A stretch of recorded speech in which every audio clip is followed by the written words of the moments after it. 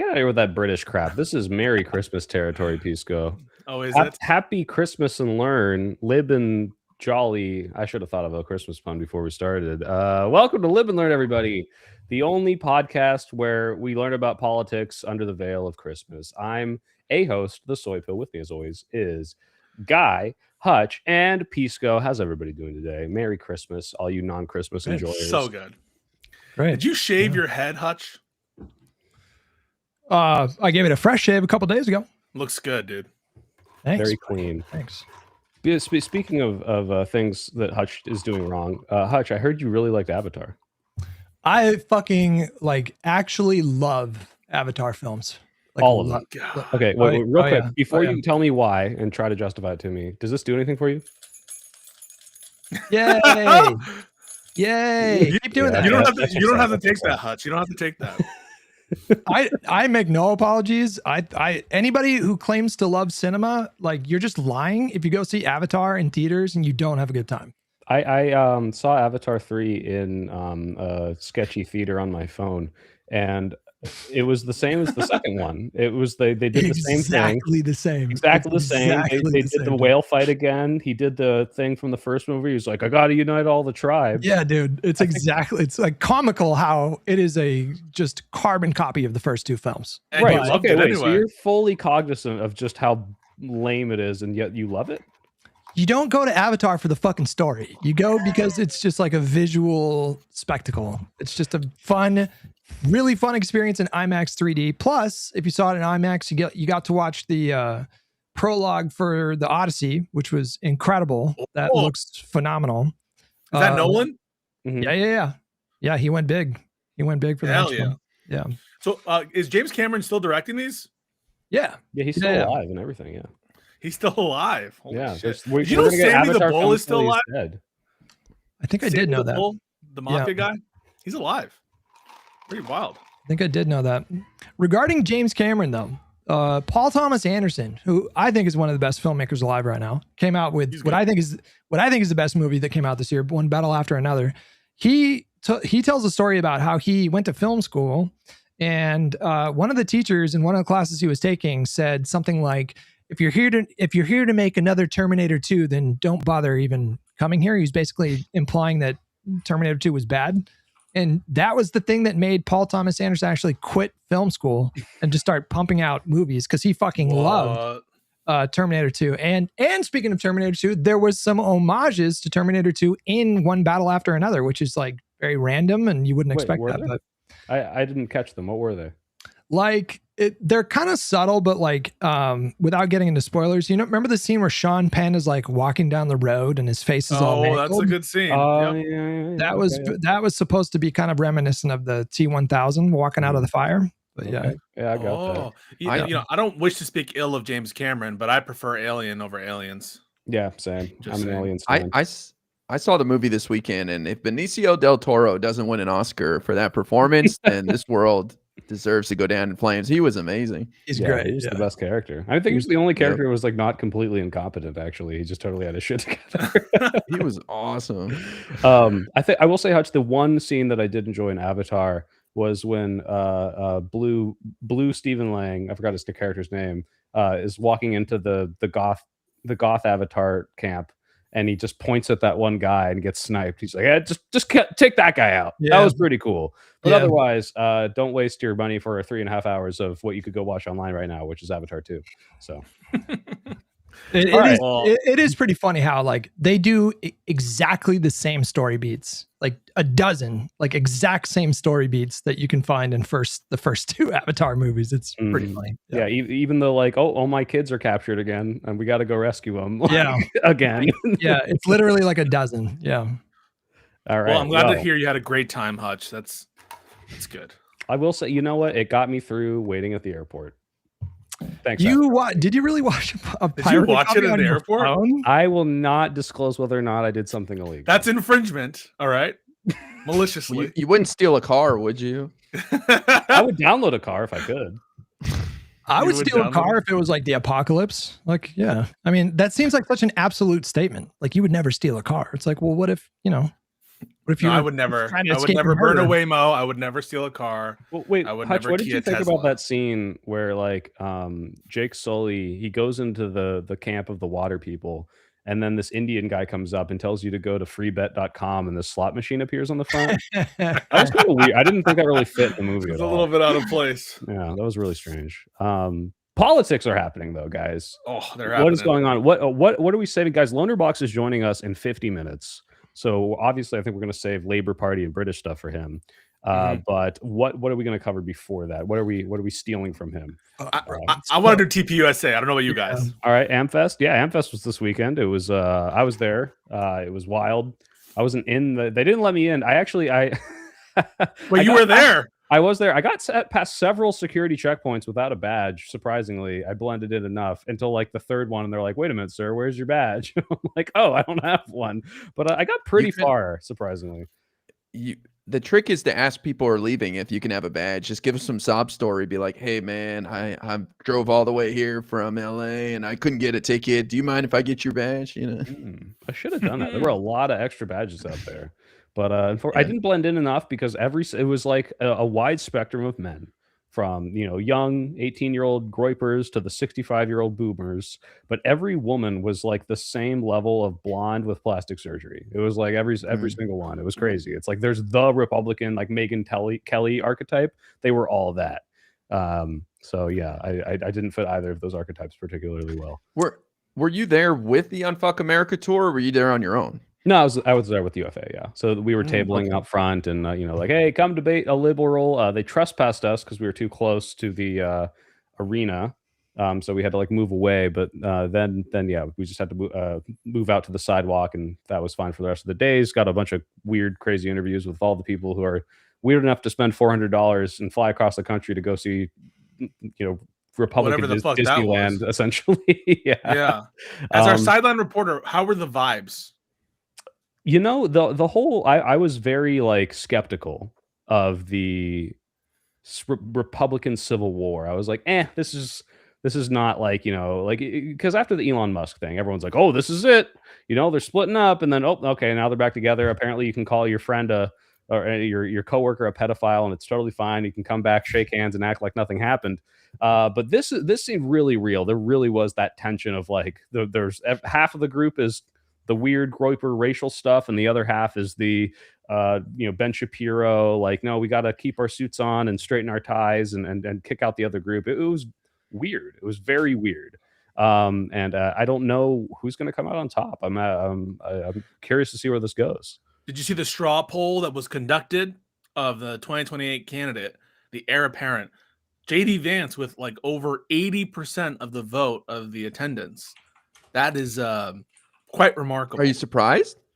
I'm not surprised by it, but I think it confirms probably what we all, including you, IRI, already believe, which is beyond J.D. Vance, they don't have any other ideas. And the only reason J.D. Vance is the only idea is simply for reasons that relate to his current office. That is, because he is the vice president, he's their only idea. And that, I think, is why there's such a unanimity regarding supporting him. I mean, yeah, you guys think of any other options off the top of your head? I mean, Trump a third time or JD are like the only two that come to mind. So reports are Ted Cruz is like bad mouthing Vance behind the scenes. So there are definitely ambitious people. I'm sure Rubio wants to, take a shot. I'm sure Rubio endorsed Vance, though. I think he did. I think he did. Yeah, already. Holy shit. Well, he said if Vance is running, he would endorse him or something. I think Marjorie Taylor Greene is actually a very possible candidate. I mean, was she on that straw poll by chance? I didn't see that. I'm not sure. I'll get the poll up. I mean, she's going to be a candidate in the primary, but there's no chance that they would pick her. There's like 0% chance. How can you ever say there's no chance for anything post 2016? There's always a chance, right? I mean, stranger things have happened. I don't know that. Yeah, I don't know. All right, I'm going to put the poll in the chat. It's quite remarkable. Oh wait, no, this is wrong. I'll just read it. I'll just fucking read You're it. just gonna All right. tweet it and then Vance I'll led the pack with 84.2%. Rubio in second at 4.8%. DeSanctimonious at 2.9%. Wow. Yikes. No MTG? I haven't seen it. I'm looking for a poll to try to get the full list of candidates. But no, I think that is. But even if it were MTG, like in the running, would it be among the TPUSA crowd? Is TPUSA representative of Isn't that crazy though that she wasn't there? Like she's been just thrown out like literally a traitor. I mean, crazy how she's a pariah now. Yeah, but they let in, Myron Gaines wearing a Holocaust denial sweater, and they've let in, like all sorts of weird people. What? So it's weird that, How does that guy not get just like physically assaulted walking around? Like, that's just crazy to me. Like that guy's walking around with that shirt on, talking that shit, man. I don't know. He took a photo with Pasobic, right? Yeah, no, I think because like the shirt doesn't say the Holocaust never happened. The shirt is Cookie Monster baking cookies that says "Let them cook" or something. It would be good if it happened. Yeah, which is a reference to the Cookie Monster couldn't bake 6 million cookies in 4 years meme. So you have to have like 3 levels of like internet brain poison to even get the shirt. And I think the crossover between that and people who would punch him are not high. I guess. It's actually the worst form of Holocaust denialism. It's like the Holocaust didn't happen, but I wish it did. That's like the level of depravity that is. I mean, it's fucking unreal. As to the question, I finally have an answer. Marjorie Taylor Greene was not in the list of polls. She was put in with someone else or write-in. And the other candidates are Donald Trump Jr. 1.8, Ted Cruz 0.3, Glenn Youngkin 0.4. Wow. Yeah, they've got nothing. Glenn Youngkin would probably be the strongest candidate, but I feel like we have a pretty decent sense of most likely outcome for 2028. It's probably going to be Kamala versus Vance, and Kamala's probably going to win. That's what it looks like right now. You think it's going to be Kamala? You're rage baiting. Wait, why would I be rage baiting? We started off this podcast with Avatar love, Hutch. That's all you do. Why are you guys being dismissive? Like I'm not dismissive. They are. Okay. There's all the most recent polls with Kamala on the list have her at the top, like somewhat comfortably, like double digits ahead of Gavin. And if it was her versus Vance in 2028 after 4 years of Trump, she will beat him like 1,000%. With a full year and a half to campaign. I wish I had your confidence. I think anybody with a D next to their name can beat Vance. So I'm with you. I don't think she's the likely candidate. She may be now because nobody knows anyone else, but now she is for sure. Yeah. I was going to say that is something I forgot is almost everyone there in the Republican Party was so confident that they're going to lose the midterms. All of them were like super like down about it. Yeah, they were like, it's not going well. They were just like, I don't think this is looking good for us. We have to focus on 2028 because 2026 is going to be a wash. That just seemed to be like everyone on the street I talked to. Even like there were a bunch of big pundits there, like Lauren Southern tried to like sneak around and not like appear in front of cameras, but there's like John Doyle, Actual Justice Warrior. What are all those? I don't know. I went to the Daily Wire Cigar Lounge and all the ghouls were there. So like they all just seem kind of downer about it. And I mean everybody knows. I'm happy about that. So everybody knows what's going to happen. Fabrizio, which is literally Donald Trump's personal pollster that they use for his campaign. Digits? Just or not 7. Double digits, but it was +7, D+7 on the congressional ballot. There was a congressional ballot, generic ballot. I mean, from who was it last week where it was like it was Alice Intel, D+13, 14, whatever that was. Like they're gonna get crushed. Everybody knows it. Well, I think that that's good on the sort of prognoses for the Democrats, and it does seem like JD Vance is far and away the most likely candidate for 2028. But why don't we talk for a little bit about like what they said at this event? Because I don't know if you watched any of the speeches, guys. This shit is bizarro. We are living with a bunch of freaks. Wait. We got a Josiah super chat here that we what made Hutch harder, Fabrizio's poll or Atlas Intel? Hutch, can you answer that for us? I mean, neither really had an impact on me because I've just been, the signs have been clear before these polls came out. Just the writings on the wall, the results keep repeating over and over again, and it's just pretty clear what direction the country's headed right now. So it's a solid, not even a wiggle on either. No, not really. To be honest, I think Hutch is in the if you've got a hard on for more than 5 hours, call your doctor. Definitely, yeah. He's Yeah, been we're gonna- rock hard for like 3 months. We're gonna have the Definitely. doctors on speed dial post midterms, Hutch, just in case. Please. Yeah. All right, sorry. Please, Just what you were saying? no more polls for Hutch. Wait, sorry. So, listen, I don't want to be mean. And I know everyone has his throat clearer. And I know that it's cliche at this point to have the throat clearer. Erica Kirk is not made for the moment to lead TPUSA. What? No. I'm sorry. It's a No, bunch you're of, right. For the first time, I feel like because a lot of our Democratic candidates have this like word salad syndrome where everything they say comes out like as weird and as stilted as possible. She can't like fully form cogent thoughts on the spot. And it shows. And that Nicki Minaj interview was one of the weirdest fucking things I've ever seen. But Hutch, go ahead. Well, first, No, you're right. I was wanna- gonna say you're right. Yeah, go ahead. I was gonna say, do you want to watch? You guys want to watch this Caleb clip? has Oh yeah. Oh yeah, This is maybe the best Freudian slip I've seen in years. So let's give this one. Despite the devastating loss of Charlie Kirk, my incredible husband at UVU, Caleb has persisted with the same grift. Excuse me. Oh!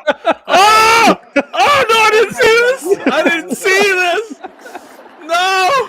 Trust me, you're not. No! You know, no, wait, hang on. In fairness to her, she honestly handled that pretty well. Like, I've done some very unfortunate slip of the tongues before.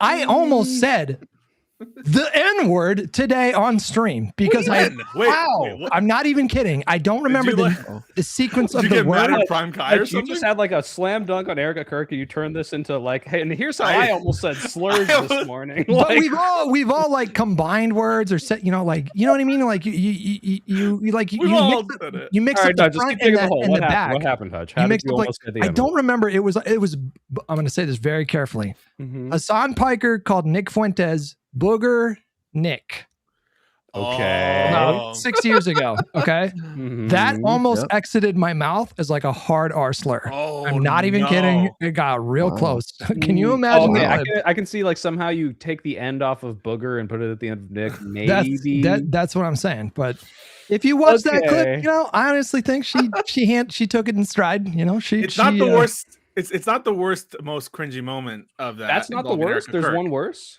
Well, did you see what Nicki Minaj said? When she called JD Vance an Ooh. assassin. Yeah, bro. It's It so was like it is. Wait, let me try to find it. Yeah. I think we need to find it because this. It's What bad. was Oh, that? Was that no. like? Do you think that? Like, first of all, Nicki Minaj, I believe, endorsed Andrew Cuomo, right? Like during the like New York stuff. So like, she kind of just jumps around, right? Or maybe she's just like attracted to predators because her husband's one. I don't know, but I like, remember her. So she was doing like kind of anti-vax stuff, like when the vax was I going remember around. that, She's yeah. talking about her cousin had a swollen testicle or something like that because she Big like blamed the balls, vax. yeah. My Yeah. bowels is hot. Well, okay, I just sent you the link, yeah. and I feel bad that I'm showing it because it did psychological damage to me. Yeah, well, here's the thing: is like before we get into this, is the theory that she's a conspiracy theorist? No, I don't think she meant it. I think.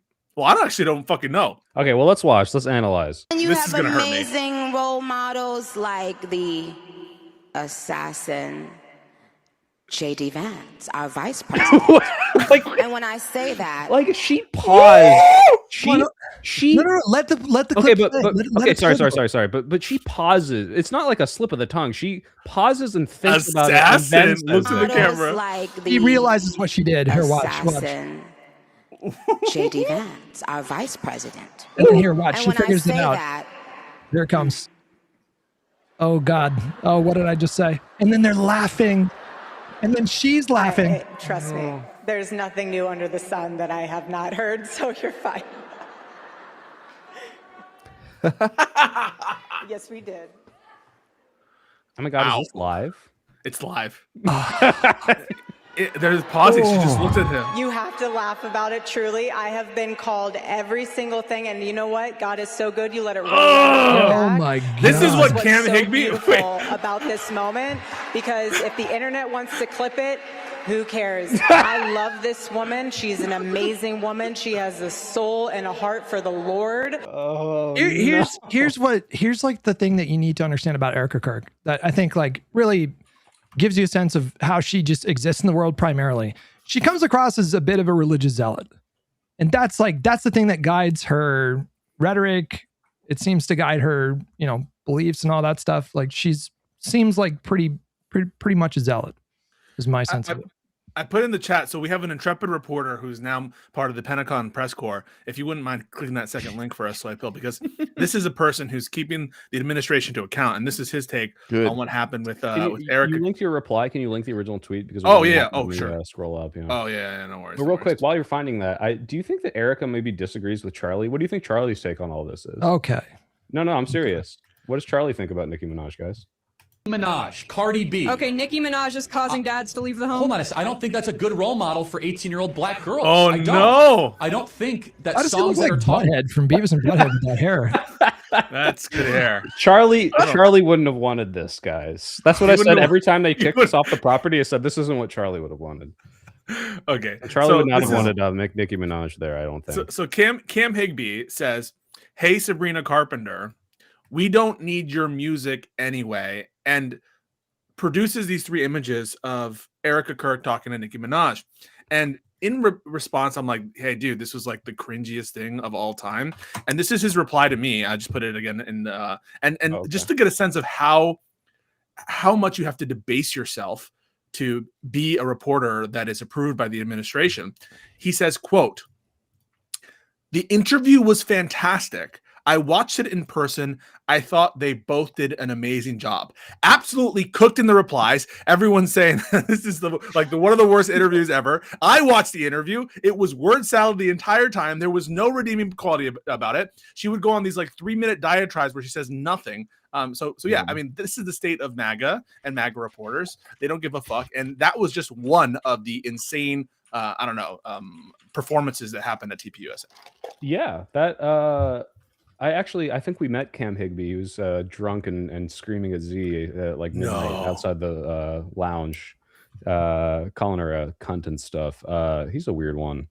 But yeah, I don't understand this. This is this. Just to be clear, one of the headliners of this event is Ben Shapiro, the man who, one of his big famous segments is making fun of WAP, it's degenerate music and you shouldn't listen to it. And now you have Nicki Minaj up here, famous rapper, and it's very clear that they don't care that she's a rapper, that they've called rap lacking harmony and melody. They care about power, and because she's a big name, in the same way they did with Kanye West, it's like, hey, cool, it's the person who has influence. Come up and talk at our thing and agree with us. And let's put down $1,000 in 2 years. Nicki Minaj is a fucking pariah in the Republican Party because she said, I don't know, I got an abortion once and it was fine, or something like that. Well, they just spent how many years telling everybody over and over again that celebrity politics don't matter. And, that's always the cope they go with because most celebrities have left-wing bend. And so you can't really have it both ways, but whatever, who cares? And their attempts to create their own celebrities are just failing miserably. I had the unfortunate pleasure of watching Katie Miller's interview of Kash Patel. It felt like she was like the one where he's like a married. Have you seen the polymark of your guys' engagement? And what do you guys do that annoys each other? She at one point asks Kash Patel's country singer, I don't even remember her name, girlfriend. She's like, would you rather live for the rest of your life physically separate from Cash, but you wouldn't have to worry about the press, or have the press always on you, but at least you get to physically be next to Kash Patel? And she's like, I would rather be apart from Kash Patel because we've made that work. She did the wrong thing. Yeah, you have to watch it if you haven't done content over it. You almost made me spit take. Really what you said? Yeah, and all the time Kash Patel was like a little nerd, kind of negging himself and talking bad about himself and putting himself down. I'm like, dude, you're the director. You're the director of the FBI. Have some fucking self-respect. She did get a pretty decent boost from the Elon appearance, because before he went on, when you looked at her views, I mean, it was abysmal. She had been plugging away at this podcast for a couple months now, and many of them I don't even think broke 1,000. And then the one that she did with Elon a couple weeks ago has 550,000 views or something like that. So, but that is one of the best examples of just unearned celebrity. She is so uninteresting. She breaks down like a child when she goes on debate panels. She literally almost cried on Piers Morgan, like Jenk. almost made her cry. I don't know if you guys have noticed, but she mimics her husband's intonation. Yep. The way that Stephen Miller speaks, he likes to end on upwards inflection. So he likes to end each sentence like this. And she like mirrors his like syntax and sentence structure. It's just, the whole thing is so bizarre. But That was the one where she was like, "We're gonna deport you, Shank. We're getting you out of this Yes. country." Oh my god, that was so brazen. You better hope your citizenship papers weren't done with fraud, Chank. We're gonna look into that. Like, Guy, you were going to say something? Oh, well, I wanted to build on what Pisco was saying about how horrific this wasn't, that Erica's not built for this moment, in that I read that Charlie Kirk still had some say in this planning of like the headliners and bringing together Tucker Carlson, Ben Shapiro. So we're going to find out very soon if she's got the gift for leading this. But I think what we saw this weekend shows that Turning Point USA is not long for this world, and it's going to go down in flames. Though they had some interesting moments, but yeah, she's not the star that they need right now, and they've got no one to fill his shoes. I mean, she was a behind the scenes player. She played as, like, the Washington Post framed it as his foil, his feminine foil, and that she was there raising the family and balancing a career, and so she's not built for this. No, not at all. I don't know why she wants it. Mhm. Well, I'll tell you what wasn't Charlie Kirk's plan. Definitely, he did not have a hand in planning this. Was the Charlie Kirk tent, where we've recreated the tent that he got shot in? How fucking Yeah. distant? How are you guys gonna Wait, like? is that you? No, this I is read- this is actually at Amfest. Yeah. Oh, They I thought you made said you this. did this. I was No, like, no. I will. The reason I even still talking about Charlie Kirk is because they've decided to turn him into this crazy martyr with that stupid song, and they're gonna maybe make a monument to him in like the Capitol. And I just can't believe they have the audacity to like get on us for like making jokes about how much they're like playing this up as the great Jesus. I mean, like literally, Megyn Kelly says she prays to Charlie for guidance, which is like I'm pretty sure. I mean, I'm not Christian. I'm pretty sure one of the amendments is you shall worship no false idols. But like, how are you going to put up the tent where he died 3 months after? And have people pose and try to like, oh, I'm slaying cunt inside the Charlie Kirk tent. It's bizarre. They had love a celebrating ring light. martyrs and violence. I mean, look at what they did with the Trump assassination attempt. They all wore the ear thing, and they have. I'm sorry to bring this up. It's such a hallowed and festive time, but the cross and Jesus. I mean, they love symbolizing and having death to be an idol to worship. A tent doesn't really fit well around a necklace, though. It wouldn't look good. True, but yeah. I'm sure they'll try. I read they had a ring light outside of the tent, so you could take proper photos in front of the tent memorial. Really? Jesus. Like why? Like you would think it would be like a vigil, like a stack of candles and photos of his best moments, pictures of him and his family, and it's like, no, here's the moment he died in the tent that he died in, like, and go take photos in it, and like, and it's not like people like praying in front of it. Like the photos you'll find are people like, like, oh, look at me, I'm in the Charlie Kirk tent. Like, what the fuck? I don't know. This is insane to me. Also, what fake does it fans, say by the of way, the, like 2 people knew how to finish the lyrics to the song. Just to be clear, I asked a lot of people, and no one knew. I've never even listened to the full version of it. Neither have I. Well, yeah, but you're not Charlie Kirk fans, so it's not hypocritical. We're not even talking about. We're not even talking about. I think the most important part of this Amfest situation. Is it called America Fest or Amfest? Is that what it's called? Amfest is the acronym, but yeah.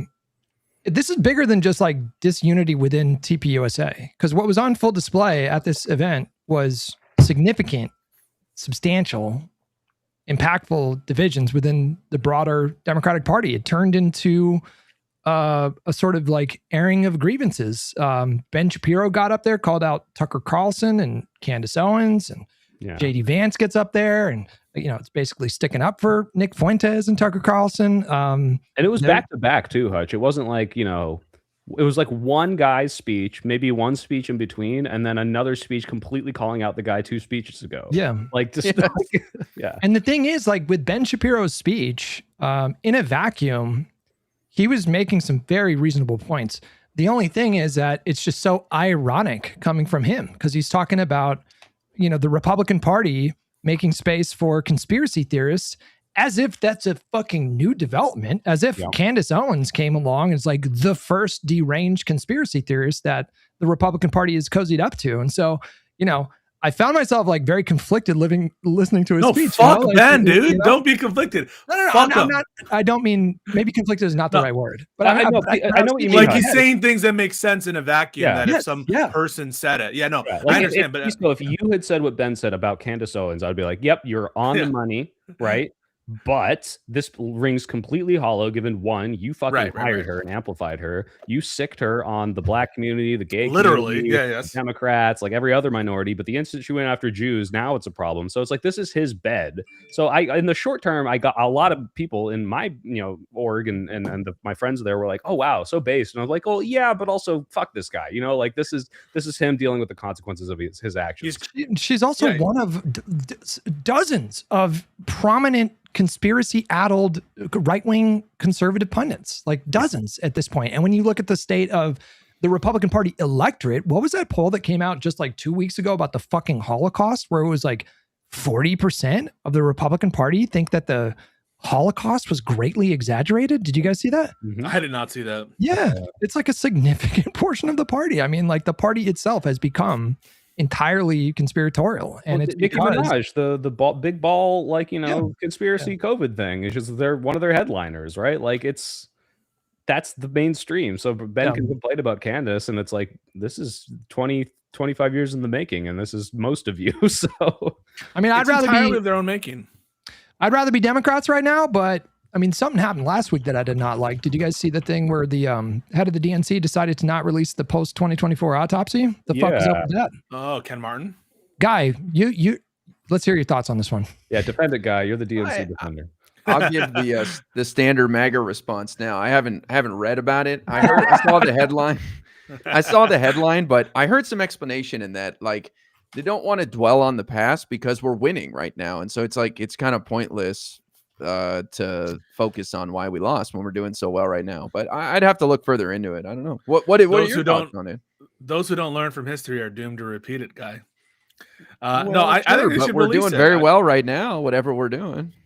Yeah. So is the fear that releasing the report will lead to divisions? Or I think that's what the sentiment was. Yeah. Or will it undermine Kamala Harris's redemption arc? That could also be the fact. I'm not defending it. Ken Martin was not my top pick, and I don't like what happened with David Hogg. I think he's a huge asset that we're missing out on. But I don't know what was the story, Hutch. I didn't really see too much about it. Is David Hogg really an asset? Doesn't his? I love David Hogg, man. Yep, He's fantastic. Is he though? I mean, why? What's wrong with him? Well, his current project is really failing, right? Like all the candidates that he's backing to try to, go in there and do this like takeover, like he has a horrible record right now, right? Like what is he actually doing right now? Well, but I like going back to his Bill Maher appearance where he's like, we're not appealing to young men. Young guys want to know how to get laid, and we're not talking to them like that. And I think that there's a lot to be gleaned from that. Like he's tapped in with young dudes. Yes, he's endorsing Kate Abadu, whatever her name was, is useless or whatever, or that. What was the woman's name in Arizona who had no chance? Kate Abadu, Abu Grave. Okay, I know who you're talking about. Isn't she in Illinois? Endorsing candidates. Yeah, I'm sorry, I was confusing her with the candidate in Arizona, Fox something. I don't know. There was super progressive candidate, I think. Yeah. So. He's trying to elevate some more progressive candidates, which I don't blame him. Yeah, I mean, when I met with Ken, he was very much like, oh, we immediately day one fired all the media people. We got rid of like all the people who were consulting and telling us to, I don't know, like throw Megan Thee Stallion out, and we're like, we got to reevaluate. So they have their finger on the pulse insofar as we fucked up. How can we fix this? But maybe they don't want to release. This is how we fucked up, and now we can shift the conversation to haha, because like remember the momentum post-election from the Trump admin. If anything, that might be giving them more momentum. It's like, hey, I know we're losing really hard right now, but like remember when we won, right? Like and why? I can kind of understand it, but that doesn't mean it just feels like no one reads these reports. Like this is for the wonks. Yeah, this is for our content. They cucked our content basically because no one gives a fuck. I think you're right about that. Yeah. But that's why I feel like it's kind of absurd to be like, well, we need to be forward looking. It's like, really? I mean, is this really going to foster some kind of big divide in the party right now? Like that just doesn't seem likely. There's been like 5, pretty prominent postmortems of 2024. And, none of the results are particularly surprising or controversial, I think. Well, I mean, it's also like a guy said, and I'll admit to this. Someone super chatted me. I hadn't heard of it until today, so I don't think most people are going to talk about it. Yeah. Pisco's right about that. But I mean, like, it gives people opportunity to be kind of conspiratorial. Like I saw a few people posting about how, oh, they're not doing that because clearly this was all about Gaza. Like they did a what post. if it is, Hutch? I mean, maybe we've seen some polls to indicate that like Biden voters that voted in 2020 but sat out 2024 for Kamala. Like I think majority of them were motivated by disgust with our policy in Gaza. So I think if we are intellectually honest, I have always said, right, my position has been the Gaza issue was marginal in this election. That that the left came home for Democrats by and large, with some exceptions. But if there were evidence that would suggest otherwise, I would want to see it. And I think that is what it means to be intellectually honest. And so maybe there's some feeling that like we're in a good streak in terms of polling. But I just think that we need to be confident and robust enough to weather these kinds of storms, like reports that no one reads. And I don't like that it feels like we're always playing scared. Like we're thinking in a very, to put it in terms that we all appreciate, scarce mentality. And we need to be thinking in abundance about what possible benefits there could be to, I don't know, assessing our mistakes. And so that's the only thing. I don't really think it's that big of a deal, whatever. We're all going to move on. But it does make me a little queasy that we're still in this kind of like, oh my God, please don't release something that could change the narrative. And like everyone's focused on the Epstein shit right now. Yeah. That's a good transition. Should we talk about the Epstein or rather the lack of Epstein? Yeah, we got about 20 minutes just for people in chat now. We got it. LonerBox said he was going to join us about an hour late. So he's going to be here in 20 minutes or so. Did you send him a link, by the way, or do I need to do that? It's the same link as every time. So yeah, if you send him the link that we have. Okay. But yeah, so we got the Epstein release Friday, thanks to the Ro Khanna Massey bill. 100,000 jillion pages of black squares. So black squares are really, not looking good this, PR season, I guess. Someone's coming after those black squares. Beautiful. It's just a beautiful situation for Dems and a beautiful situation for Thomas Massey and for Ro Khanna. They have really just boxed the Trump administration into a corner because, and I kind of analyzed this before, there's no winning scenario. Everyone already assumes misconduct and lack of trust by the administration. Otherwise, he wouldn't be here, right? If people trusted the Department of Justice, we would just be talking about investigations or charges. But the whole point of having to release the documents to the public is precisely because no one trusts the Department of Justice. And so add that like initial starting set of lack of trust to now sketchiness on what they release and then take away, the sheer lack of the substantial quantity that they're releasing compared to what's the whole population, the fact that they're self-admitting that there are going to be more dumps, presupposing violations of the law, the fact that already there seems to be different standards applied to some public figures versus others. And did you see the Bill problems with Clinton redactions came out today and said, hey, they should release them all, of release all the stuff related to me, don't do it on my behalf. And so this entire thing, there's no winning solution for Trump. If there's evidence of broader criminality, it will necessarily implicate the administration. They don't want to find that. Why don't they want to find that? Because if they find that, that means you covered it up, right? If they find substantive criminality, it means this entire time it's the worst crime ever been conducted by your administration. So they don't want to find it. And if there's nothing else there, everyone's going to ask, well, then why were you so cagey? And there's no good answer. I got a super chat like that pertained to the previous topic. I just want to say real quick. Daz Vidani said, what if the report just reiterates that voters thought the Dems moved too far to the left? How upset would the left flank of the party be? That's plausible too, for the record. And if that's the case, we should know that. If that's the case, then maybe it kind of makes sense. Now I'm doing a 180 here, but yeah. Well, now you don't want it to come out? Now that it might hurt the lefties. I just because I think when the lefties get upset, it's like more intense. I could be massively biased on that one, but wait, it's more intense in a bad way. Therefore, we shouldn't upset them. You mean? No, I don't. Who gives a fuck? There's literally been like 5 post mortems that have come to that conclusion to one degree or another. But just to build on what Pisco was saying, I think Pisco, what you're implying is that the reason why they would look shady as hell if they didn't charge anybody before is because they put out that 2-page memo on July 7th saying investigation's done, no one else is being charged. But you know And what there's they're no saying now? explanation. Now, no, there is. Their new explanation is new information has come forward. New victims are coming out of the woodwork every day. This is what they're going to do for the next 3 years. They're going to say a new victim has come out. We're investigating. Got to take our time, guys. And they're going to do this for 3 years. Oh, but Guy, did you see they one of the photos they forgot to redact was the drawer full of photos of Trump and women, which they then Right. took down, which is like, okay, wait, hold on. Why Yeah, would you why take do it that? down if it was already up?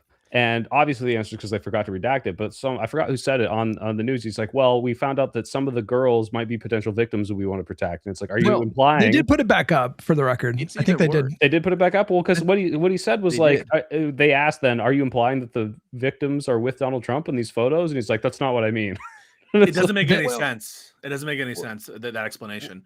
I think the more plausible explanation is they're taking it down because they're going to take a position that certain revelations of Trump are like against national security, or that there's some sort of criteria that implicates Trump. And if you leave Trump stuff out there, right, if you have a set of documents that pertain to Trump, if it's broad enough, if it's sweeping enough, then it might undermine their arguments that this is the rationale in which we justifiably need to withhold. Because remember, the law contains plenty of loopholes, actual loopholes, because it's a very, very broad disclosure law, but it contains some confusing loopholes.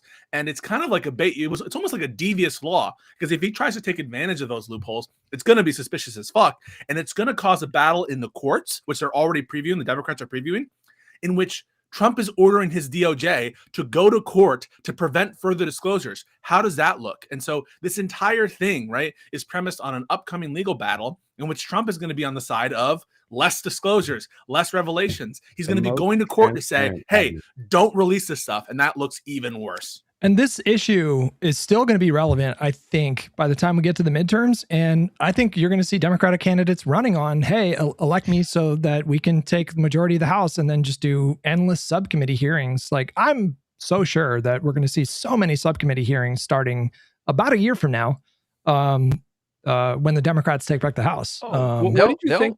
Okay. They'll establish a whole committee for the Epstein files, like 100%. Yeah, they will. Trust me. But to build on what Soy Pill was saying, it was actually the Deputy Attorney General Todd Blanche that went on Meet the Press, the guy who interviewed Ghislaine Maxwell.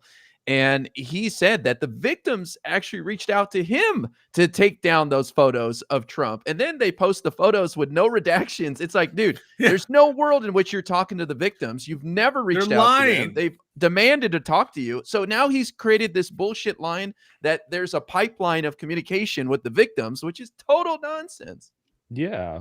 Well, I was going to say, though, the one thing I think if they run on this, Hutch, is this. I think Kamala had an answer to this, which was, why didn't you do anything about this when you guys were in power? And I think her answer was very, like, not actually a bad one, which was like, well, we believed, like, you know, in not politicizing use of the DOJ to attack our enemies, and like, you know, like, it just didn't really make sense. But now that this is like the standard of like, hey, we need to release these, then yeah, let's do it, which I kind of buy. But like, how do you think the best way to counter the narrative of like, why is now the time? But why, that is not a smear. I think we talked about this last week, but like the very fact that people are asking that question is a symptom of how Donald Trump has perverted the relationship between DOJ and the president. Mm-hmm. And Pisco, you agreed with me similarly 100%. last week. Yes. It's just like, this is not a thing. Like, this was like, presidents were never, like, it's just so openly corrupt, obviously, to go into DOJ documents and release them to the public selectively to try to hurt somebody politically. So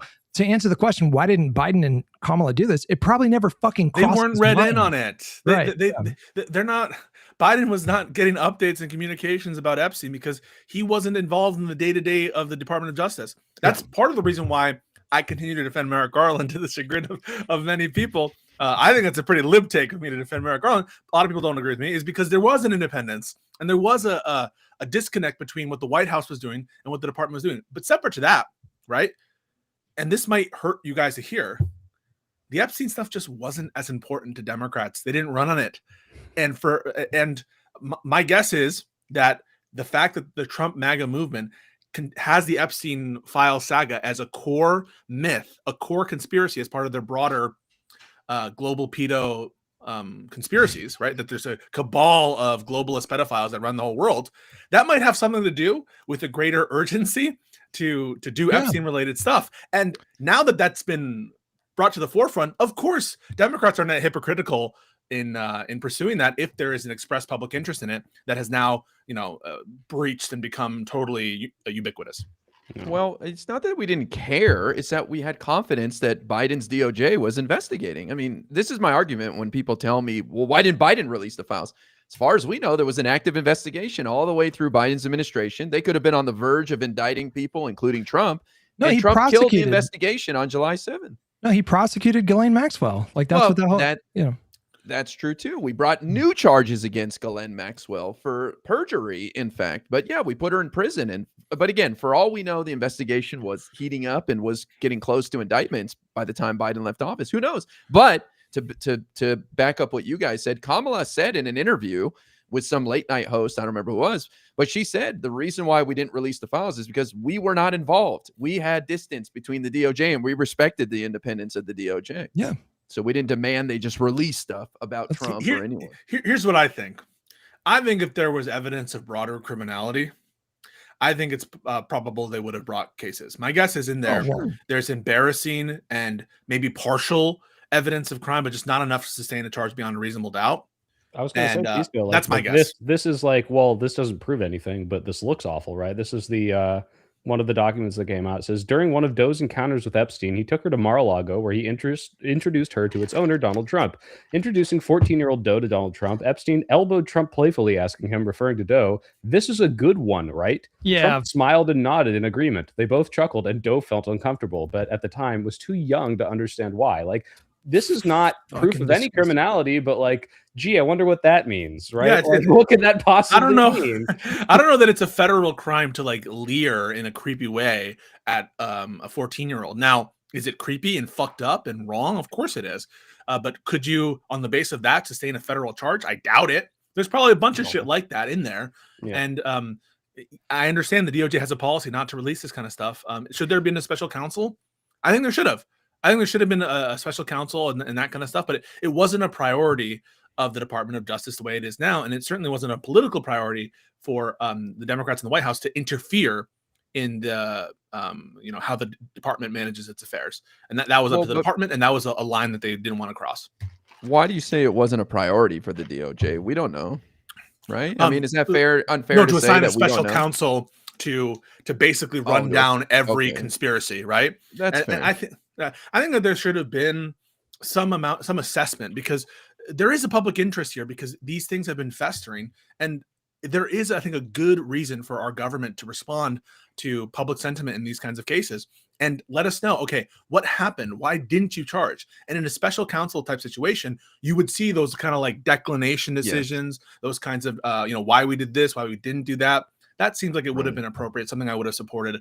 But Biden, it wasn't a big interest for the White House to get involved. Well, and there probably isn't enough for substantive criminality for broader. I just want to say that, like, look at Matt Gaetz's case. We had incriminating evidence, the Venmo transactions, we had eyewitness testimony, and still wasn't enough to bring a case. So you got to really have a lot of evidence to bring charges. But I agree with you guys. I don't think Trump is implicated in those. Maybe you guys disagree, but I don't think he was implicated. But I think there might have been some evidence that he did something, or he damn well knew stuff was happening and he's been lying about it the whole time. I mean, I think to what Pisco said, like, I think if they had found significant evidence of criminality and the statute of limitations had not passed, I think Garland's DOJ would have probably brought charges. Sure. Because think about it. Why did they charge Epstein again? Like, if this was just a massive cover up, why charge Epstein in Trump's term, right? Why charge Trump? Sorry, why charge Epstein in like 2018, 2019? Why do that? If everyone's in on, it did cause problems for Trump. His labor secretary, Alex Acosta, had to resign in shame over it. Yeah. And that is because, believe it or not, in the first administration, there was more of a separation between the department and the U.S. attorney's offices. Like, looking back at the first Trump term, you're actually shocked about how, wow, even though it was like galactically inappropriate how Trump tried to interfere in the first term, you start to be like, this was very respectful the way Trump was, like, letting the SDNY run their investigations, not like, even though he tried to fire Mueller multiple times, not actually doing it. It's just on a whole nother level right now. And like you said, Hutch, we've come accustomed to now after like 8 or 9 months to the total politicization of DOJ, and we're applying back in time those same intuitions that we have now based on the corruption that we've seen in the last 9-10 months. It's really bad. It's really bad when the public broadly loses faith in institutions and it serves Republican interests. And it just so happens in this case is backfiring, but it definitely benefits corrupt individuals like Trump for people to think that everything is equally corrupt and there's no point in, expecting accountability or consequences. But How you get these cults where you all coalesce into trusting just one person because everything else is a sham. And even though there's all the contradiction and lies come from that person too, somehow they're like the infallible, fixable guy that's going to cut through all the swamp. I will say the one dynamic that it causes me to be the most suspicious of what Trump does is what everyone has already observed, which is they have made a calculation that this drip, drip, drip, drip, drip situation is preferable than full transparency. And so that should be in everyone's head. That's like the kind of like stop before me saying that there's no evidence of Trump's misconduct at all in that sense is that dynamic. If it were the case that there's nothing bad there about Trump, why is he taking the stance that he's taking? It's the Hutch's thing, the Mr. Magoo, like what did you say, Hutch? You're like, what is this like? If Trump isn't guilty, why is he like stumbling over himself, making him look as guilty as possible? Yeah. Right, and it didn't start now, right? It started even in the campaign because people say he ran on this promise. He did technically run on this promise and his surrogates, but when he was asked directly about it, everyone knows he was a little bit more cagey. He adds a qualifier here, a qualifier there. Maybe not that one. Maybe not that. Maybe not those files. But go ahead, guy. You were trying to say something? Well, I was going to say, this is blatant disobeying the law. It's been hard to nail Trump down on things. I think the TikTok ban is another one where you can go, he's just violating the law. But this is just straight up not following the law. They give him 30 days. That expired on Friday. He says, oh, it's so many files. We don't have time. That's what Deputy Attorney General Todd Blanche said. We need more time. That wasn't part of the rules. And that's what the law says.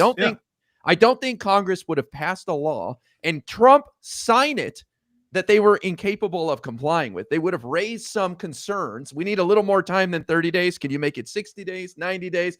Never brought that up. And for Trump to sign the law and then violate it is just next level.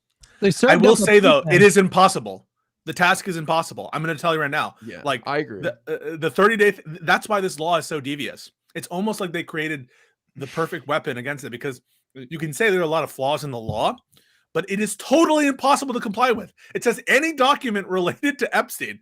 And as someone who has done a document review, has done redactions before for privilege, done redactions before for responsiveness, to go through hundreds of thousands of documents in 30 days for a production to the general public, that it is impossible given the scope of what is done there. So I agree that that's what the law says. And I am totally fine with Congress moving to impeachment and violations of the law, but just understand it is a devious as fuck law, and I do think it's practically impossible to comply with. But Peace Scoop, like I don't think Congress would have like come up with this 30-day deadline if they didn't think it was practical and possible to comply, because they would have consulted with DOJ. I don't think Massey and Ro Khanna are playing around. I think they talked to people at DOJ. They have a line of communication to Pam Bondi, and I think that that everybody was on board that this is possible to comply with. Do you disagree? I think that it's I don't think that it's practical to expect that the DOJ could have gotten through all those documents on some readings of the law, right? Because here's one of the major problems with their disclosures.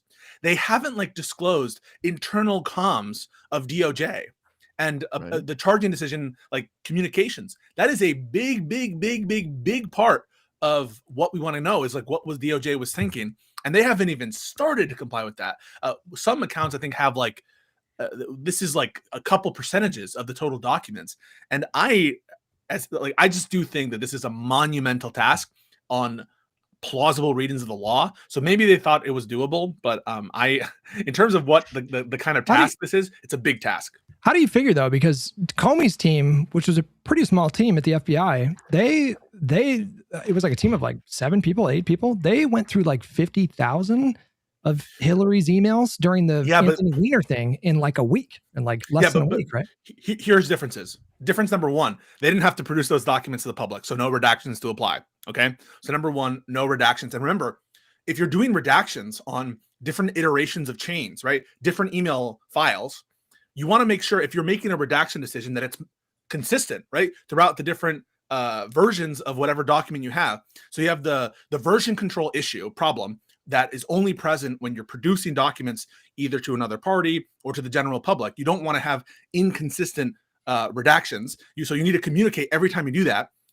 Additionally, there was a lot of the Anthony Weiner documents were the same as the previous sets of documents. And so they can look back and try to make the work a lot easier and streamlined by looking at what they previously did and using software actually sometimes to make sure that there's no dupes. If you have ever used Relativity, the lawyers in the chat will know what this is. They have software systems that are able to dedupe and look at stuff. And so it's a lot more manageable a task when you don't have to worry about redactions and public facing disclosures. And when the version control issues aren't appearing, smaller universe of stuff.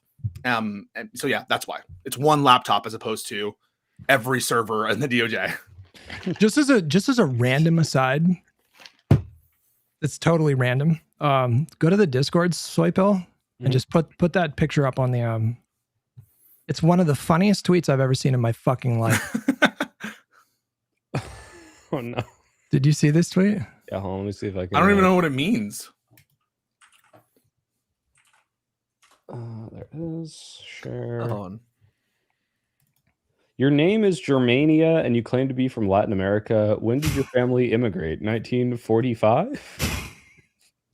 So like I guess she's a Venezuelan critic of the Maduro regime. And so he doesn't like her for that, but like in his mind, yeah, like is everybody named Jordan or Chad?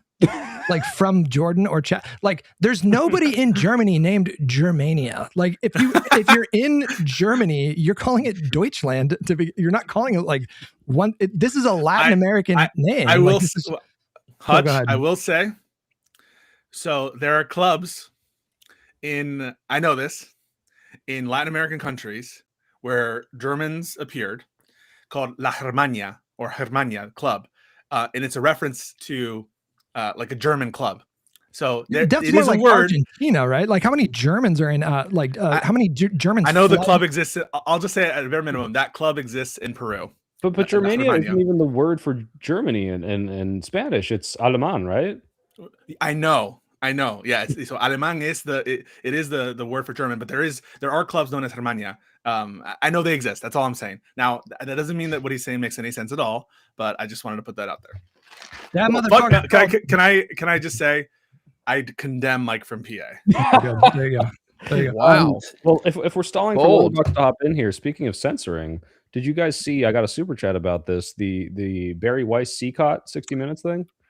Apparently, I read about it. Apparently, it went live in Canada briefly, and then they took it off the air, and now it's being spread around the internet.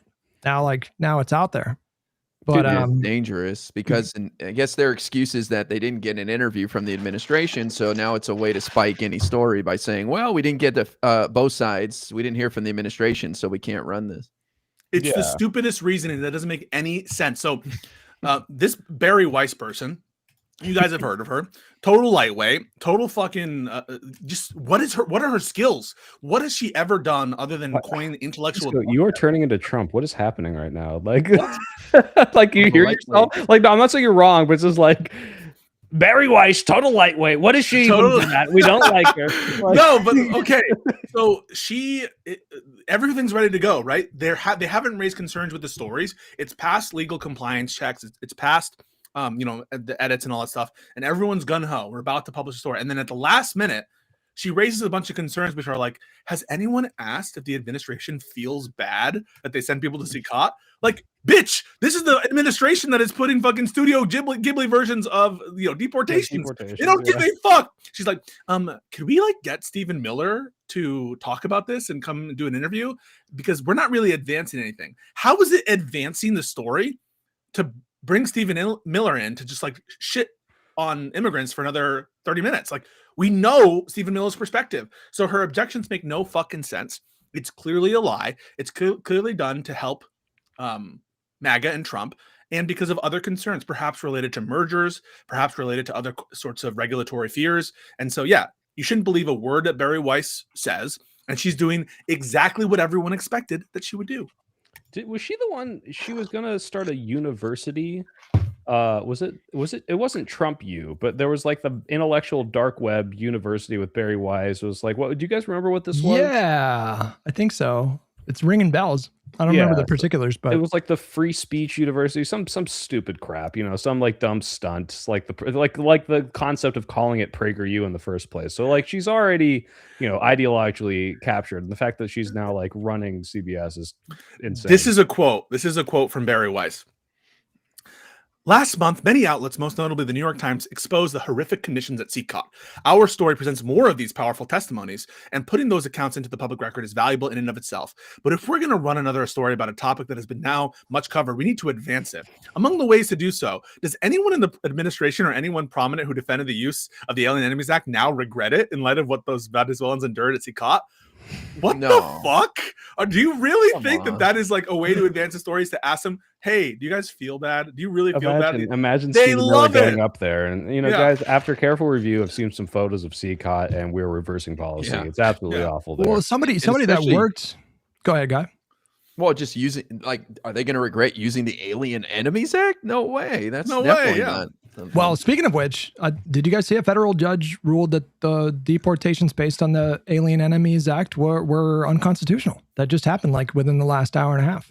I did not see that. I need to cover that. Add it to the list. I don't know if there's an injunction situation going on there. Weren't federal judges? They can only do it for certain areas, their region that they oversee. So if so, it's only going to be for a certain area of the country. This must be Boasberg for people who. Boasberg is pissed. He's still, that dog isn't letting go. No, yeah. He's the one who oversaw the flights not getting turned around in the very beginning. He's pissed that about guy, that. Emil Bove. That guy's a circuit judge now. That guy's like a court of appeals judge. Yeah, he's nuts. We got to get him a little flotilla so he can fly or swim under the planes, and so that he'll be on the Supreme Court. Him and Aileen Cannon are going to be the next Supreme Court justices, guaranteed. I think that we should, as a punishment, we should create a pathway to get some of these officials to go to CCOT just for like 5 days. Okay, just as like a scared straight program. just for 5 days. Gavin takes over. Is that what you're saying? Yeah, 5 days. 5 days. Okay. If you were part of this shit, you get to go to CCOT for 5 days. Scared straight. Yeah, sure. But we have to do like the plastic surgery to like put the fake gang tattoos on them so they get treated like everyone else there. We'll claim we made a mistake, Pisco. Whoops. Oh, yeah, administrative error. Oh, actually, you can't order us to bring you back. Yeah. Just so you guys know, LonerBox said he's going to be a few minutes late. He should be getting here any minute now, so keep an eye on the backstage. He's 66 minutes late, to be clear. So, but going back to the 60 Minutes thing, there was actually somebody who worked on the piece who sent an email to staff at CBS, basically saying that the piece was spiked for political reasons, and of course that leaked immediately. And so, there's significant internal strife going on right now. Is Barry Weiss going to? Is she long for this world in terms of CBS? Like, is she going to stay in that position? I mean, I feel like, she hasn't really been crushing it yet. Because OAN and Newsmax are totally just, journalistic integrity 5 stars, right? Like, it doesn't matter. Who owns CBS that made that decision?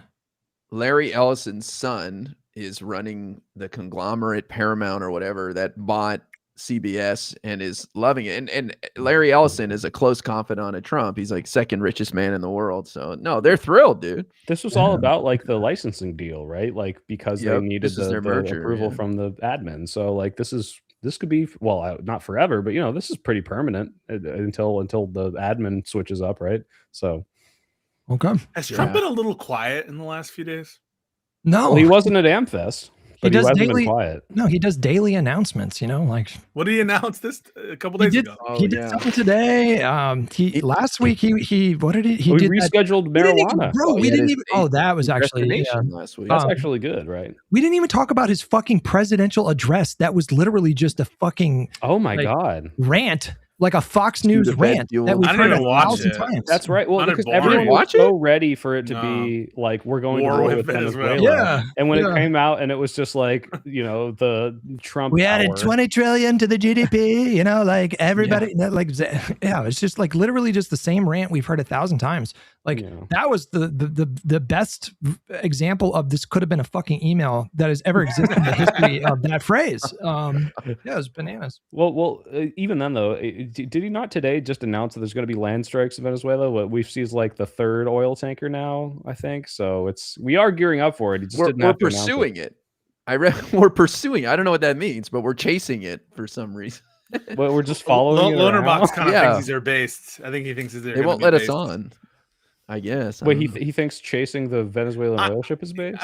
Wait, I let's think just that- talk him right before he comes on. This is good. I like this. I think we should ask him his position on it. I think he is sympathetic to the ultimate aim of trying to box Iran in a little bit and to stress the importance of the sanctions regime. That's my good faith take. Yeah, I think that he's more sympathetic to that. Wait, we'll have him on and say it, but because since he's not here yet, I forgot about this. Do you see that? Do you guys remember Trump? There's so much stuff happens. Trump is doing like a Hunger Games. We're gonna get all the best athletes. Getting all the best athletes in every state and bringing them together. There's punishment. The Golden Games. This is silly. And Brad Palumbo did it. Brad Palumbo actually did probably Patriot Games. Yeah, that's a Tom Clancy novel. But Brad Palumbo did a good video talking about it, where he's just like, the difference between this and Hunger Games is that you don't get murdered if you lose. Yeah. Like it is pretty silly, but yeah. Well, it is different. 2 kids from every state competing in some games or something, right? For the 250-year anniversary. I mean, California's yeah, you're right. That dominate. I hope we send a trans athlete to represent it. True. Yes. Well, you say California's going to dominate. It depends. What if it's like a corn husking competition? We don't know what the games are going to be. Shit. I mean, there's 40 million corn, don't they? There's 40 million. Have corn. There's fucking 40 million people in California. So, you know, the odds of us having a better athlete than someone in Wyoming, it's like a population of 300,000 or something like that. Like, yeah. Hutch, if Gavin Newsom asked you to serve your country and his administration, would you say yes? No, I would not. You wouldn't serve in the Newsom administration? Gavin Newsom? Are you kidding? Like, Hutch, we want you to be press secretary. Why would I ever do that? Why would duty, bro. When your government calls, you answer. Yeah, do you skip jury duty, Hutch? Well, I've never served jury duty. I've never been called. Like I had to do. I've been called, but I had to check in like 5 days in a row. They didn't need me. Yeah, that's the same for me. I got thrown off my last jury duty. I got to the questioning, and I was the first person they threw out of the box. You said all cops are bad just right away without prompt. I don't trust cops. I said I had bad interaction with the justice system when I was a kid because I got arrested a couple times for weed and running naked through a sizzler, and I didn't like the way I was. Let's skip past that like it's a casual drop. What? Well, who hasn't done stuff like that? Come on, you didn't run naked through a restaurant when you were a kid? Never. Wait, why were you naked? Are you being dead serious right now? Yes, I've been arrested 3 times, and the for running naked. Second or third time was for running naked through a sizzler. Was it just a dare or something? A sizzler? Or a it was like it was part of a rush for like a high school fraternity. It was one of the things we did: run naked through random places, and that seems very irresponsible. Jesus Christ! Was that before or I after was a troubled the Pretty Fly music video? That would have been just before. I was a troubled teenager. Thankfully, I turned it around. But you heard it here, guys. If you want to get out of jury duty, you know what you have to do. My dad's a talk cop. shit about the system. Yeah, they'll throw you off the jury. Run naked through a sizzler, but also then talk shit about the system. Yes. My dad is a cop, so I don't think I would ever be allowed on the jury. Well, when you get on it, when you get questioned for the jury, they'll ask you in front of everybody, has anybody been arrested? And you have to raise your hand in front of everybody, and they're all looking at you outside in the hallway weird now, and you don't get to explain it in front of anybody. You don't they'll say call you why you were arrested. You don't get to explain why. You just say, have you been arrested before? And you have to raise your hand, and then everybody in the hallway staring at you. Was it like indecent exposure or some shit? They did not even. They took me to the station and called my parents. I was just detained, But it was like, I will never serve on a jury. You motherfuckers. Well, they did charge me for marijuana possession those 2 times. I got thrown out of the whole school district. Where was it? You were naked. What? Where was I naked? The marijuana? How did you possess marijuana? No, marijuana was separate. Oh, okay. I was. We did crazy shit, but We never ran naked through a fucking sizzler. That is pretty hardcore. Like Jesus. What is Hutch Sizzler? was going I to don't know say what a Sizzler booger or is. some sort of nickname and had a slip of the tongue in the jury duty interview, and they said, "I don't know, buddy."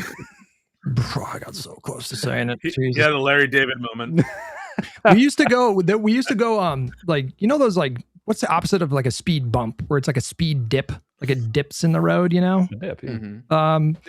We used to go to this, we found it, we called it, I think we called it the dip. I don't remember what we called it, but we would pack 5 deep in my buddy's Ford Festiva, which, if you don't know what the kind of car that is, it's like basically like a tiny aluminum can. Like, it's a really small, tiny car. And we used to hit this dip, and it was just like in a residential suburban neighborhood. And he would hit the dip going about 70 miles per hour, and we would get airborne.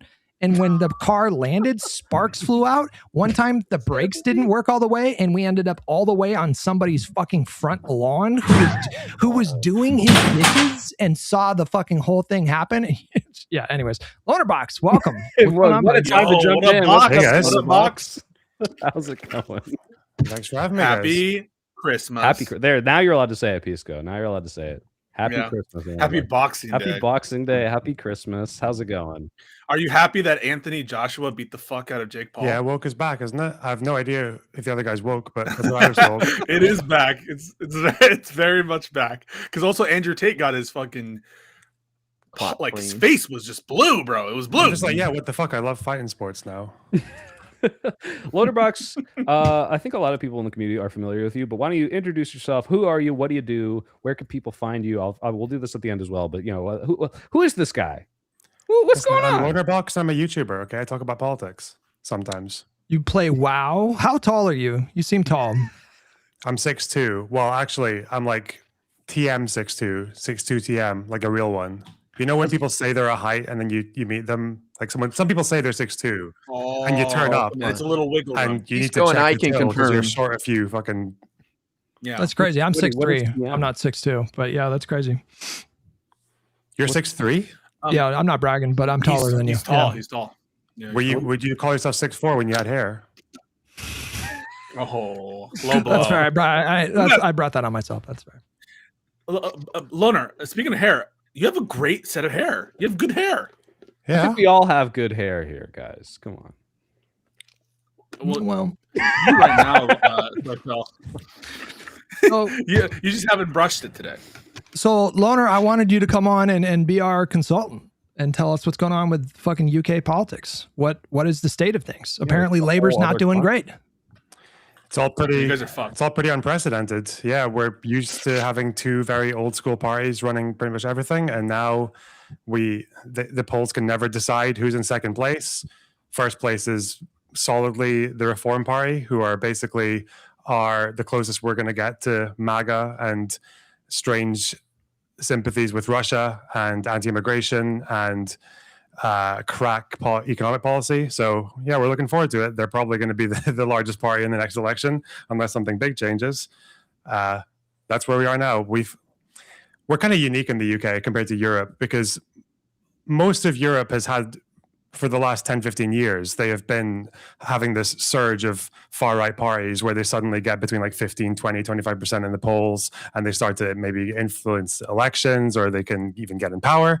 The UK has resisted that for a long time, probably because the Conservative Party did a good job at kind of keeping them quiet. But then we finally caught up. So it looks like the next election, we're going to have our own brand. Here's the galaxy brain maneuver. This is what you do if you're Starmer, all right? Mm. Get back into the single market tomorrow. All right. Get back into the single market tomorrow. And then it's a complete beautiful situation, right? Farage is fucked. And you just sandbag him if he gets in office with 6 more years of Brexit. No, I agree. Why is that not? Yeah, Starmer's popularity. You're not ambitious enough. Starmer's popularity is fucked, and he keeps on trying to do mid 2000s, 90s normal politician things to get people to like him, like publishing a Christmas letter that he wrote to his son or some shit, like to make himself look relatable. No, yeah, he should do it. No, don't stop it.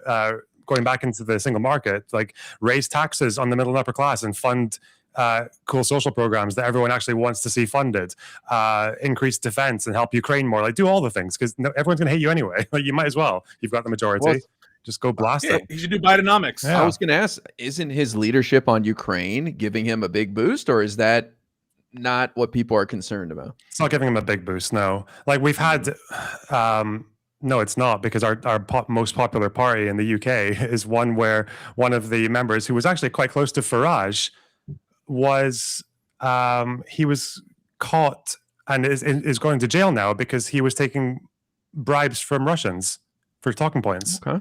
For talking Nice. points that were not all that different from talking points that Farage has given. Well, I'm confused. So, It sounds like your country imprisons people for being Russian stooges. well, it was a bribe as a politician. So Yeah, we just make that's them kind of the crossing a biggest line. Yeah. Yeah, we just make them bigger podcasters and completely ignore it. How so. quaint. Hell To, yeah. to what extent, if any, did Donald Trump's win boost reform in 2025? Did that have any impact? Did Donald Trump boost them? Yeah, by winning. I don't know. I think he's maybe given people pointers on how to talk, because Reform have borrowed a little bit from Trump. But yeah, no, there are some things about Trump that are maybe a bit less popular here. Like the Russia thing is going to be a problem for Farage. The closer you get to Ukraine, the more uncool it is to sympathize with Russia. Basically, makes sense. But yeah, it's probably helped them a bit, but no, like Farage is tapping into something that's existed in the British population for a really long time. Like we're an old population, average age is like mid 40s. Farage speaks to the kind of like average British geezer like very, very closely. He is very. We still like to preserve the image of like British liberalism and Churchill and caring for refugees and all that, but also these boats going too far, like, so he can basically push like a really aggressive immigration policy, but use all the rhetoric of having a moderate one. He talks very much to like the anti-bureaucratic sort of like homegrown philosophy, anti-intellectualism that's really popular in the UK, where he basically thinks that like his whole economic policy is to say that the government is full of useless, faceless bureaucrats and they're just bloating, and we need to come in and cut all the bloat. So their entire economic policy is we're just going to find 20 times more waste than everyone else. Doge. Like they've been having this in their manifestos for 10 years. I don't even know whose idea it was first. But yeah, Farage is very much like presenting himself as the guy who's going to come in and kick out all the disconnected, like posh latte drinking, like desk fuckers, and get back to basics. And obviously, they've got councillors. They're in charge of councils right now, Reform, and all of them are raising council tax. So they come in and they realize that they can't. Yeah. I don't know why we're talking about UK. We should be talking about Scotland, because you're Scottish, aren't you, Loner? And Scotland was very much essential to Labour's rise, right? Is the them getting back a lot of the old constituencies that used to go Labour and went for the SNP, the Scottish National Party, for a while, partly because of the frustration with the Conservatives and the Tories, but also because of like scandals and bad shit from the SNP, right? So talk to me a little bit about how Scotland is doing. Are they going to swing Reform? It's still in the air right now. We don't know. First of all, sorry, you're very much overestimating Scotland's say in the United Kingdom. So Labour, it's been a long time, I think, since Labour has actually depended on Scotland or even close to Scotland for their election victory. They've swept the first past the post system with or without Scotland. They did not need us for that. Obviously, they've regained a lot. Okay, way to own me. Way to own me. Sorry, but listen, I just like to tell you okay? the facts. Okay, listen, Scottish politics is fucking boring. Okay, we have a really good government in Scotland, or we have had at least in the local way, because we have multiple elections in Scotland. We have the general election in the UK. We've got local elections. And local elections are split into two different kinds of seats, where you've got regional votes, and also which are much more proportional. And then you've got the first past the post votes for the members of Scottish Parliament. So yeah, and the result of that is that we basically always, unless a party is massively popular, we always have coalitions. And our coalitions, especially with the Greens and SNP, have been really good. Like we've managed to dodge a lot of the crazy austerity that happened under the Tories. We still have our free prescriptions. We have like free bus travel for everyone I think is under 21. And I think we have free dental care. Free dental care for under 26. Yeah. Our tap water is manna from the heavens. Yeah, we're doing all right, but obviously our future, again, we don't know. The SNP have had scandals. They've basically been the dominant party for a bit too long. They've been a bit complacent. Scottish independence is still their main platform, even though support for that has not really moved in 10 years. It was 45% 10 years ago when we had a referendum. I think last time I checked, it was 45%. So unfortunately, it's not really going to be up to us. If we're going to get dragged with wherever England goes. I'm a bit jealous of you guys with the parliamentary system, because I feel like if America had a parliamentary system and the left flank of the Democratic Party had their own party and political identity, that would actually go a long way in alleviating some of that tension. Whereas, you know, you guys, you form these coalitions, and I think it's easier to maintain an identity. I don't know if you have any thoughts on that, but like some people were pointing out, like, I don't know about like you guys, what your chats tell you, but my chat tells me all the time that like the Labour Party has like ran to the right. To what extent is that true? Have they given up a lot of their left-wing policies? Are they, you know, too aggressively attacking the center, the center right? What's going on with Labour? Yeah, well, obviously it's a combination of two things. One is that unfortunately in the 2019 election, for reasons that I think are not entirely his fault, Corbyn was just, his campaign was a disaster. He had like the biggest loss for Labour since 1935 or something. And then after that, Keir Starmer's solution was to basically purge everyone who was connected to Corbyn, sometimes with slightly valid reasons, sometimes with like the most trivial reasons possible. And then the result of that is, yeah, a lot of Keir's, Starmer's road has just been to separate himself from that as much as possible. So on immigration, he's actually ceded about as much as you possibly can to the right wing without becoming a fascist, like as much as you can within reason. And so it's much harder to immigrate to the UK. A lot of work visas for entire sectors that we used to have open just aren't open anymore. A lot of loopholes. It's much harder to bring your family and kids if you're going to migrate, especially as a student, or your income has to be a lot higher.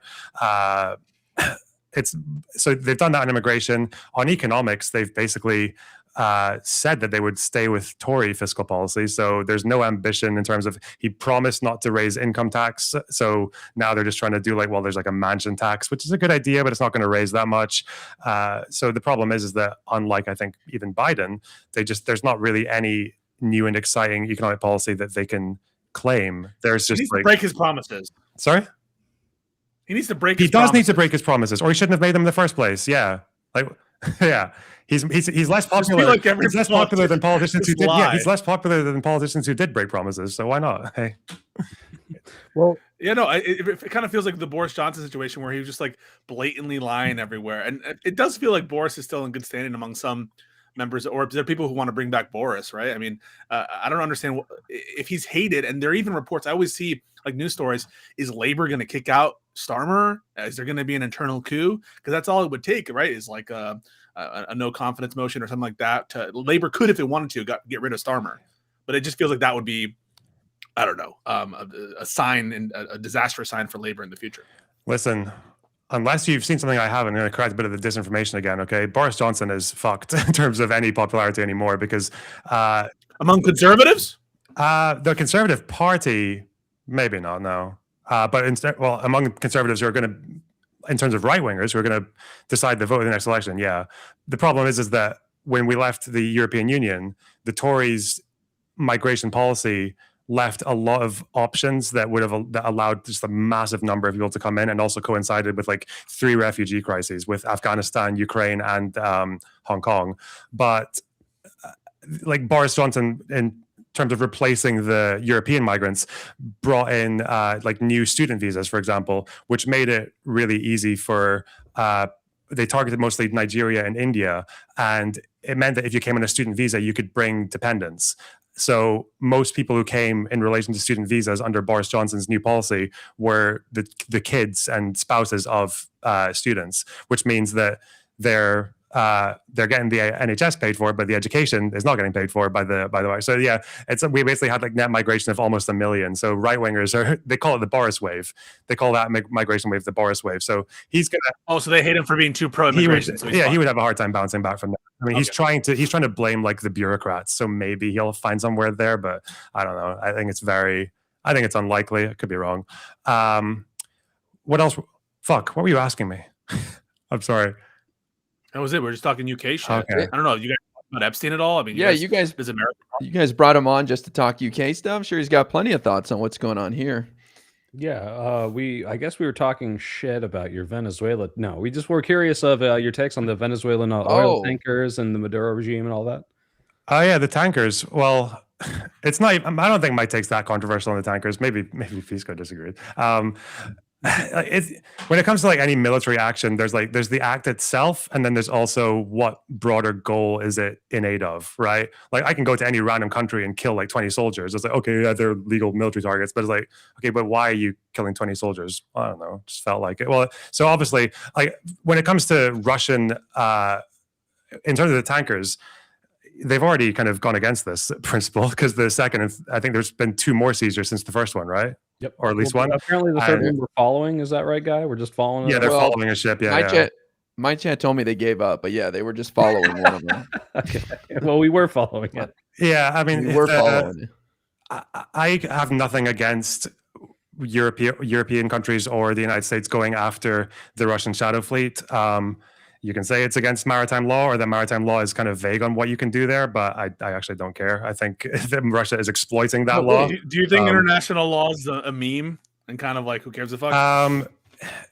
No, I'll support like 95+% of measures that are of principles in international law.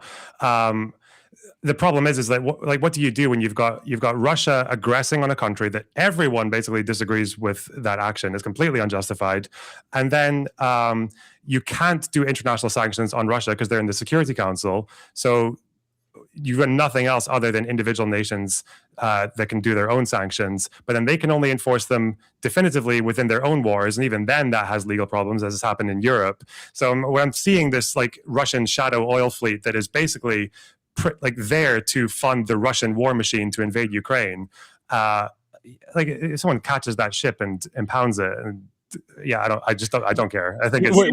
Can I ask Hope to clarify, Pisco?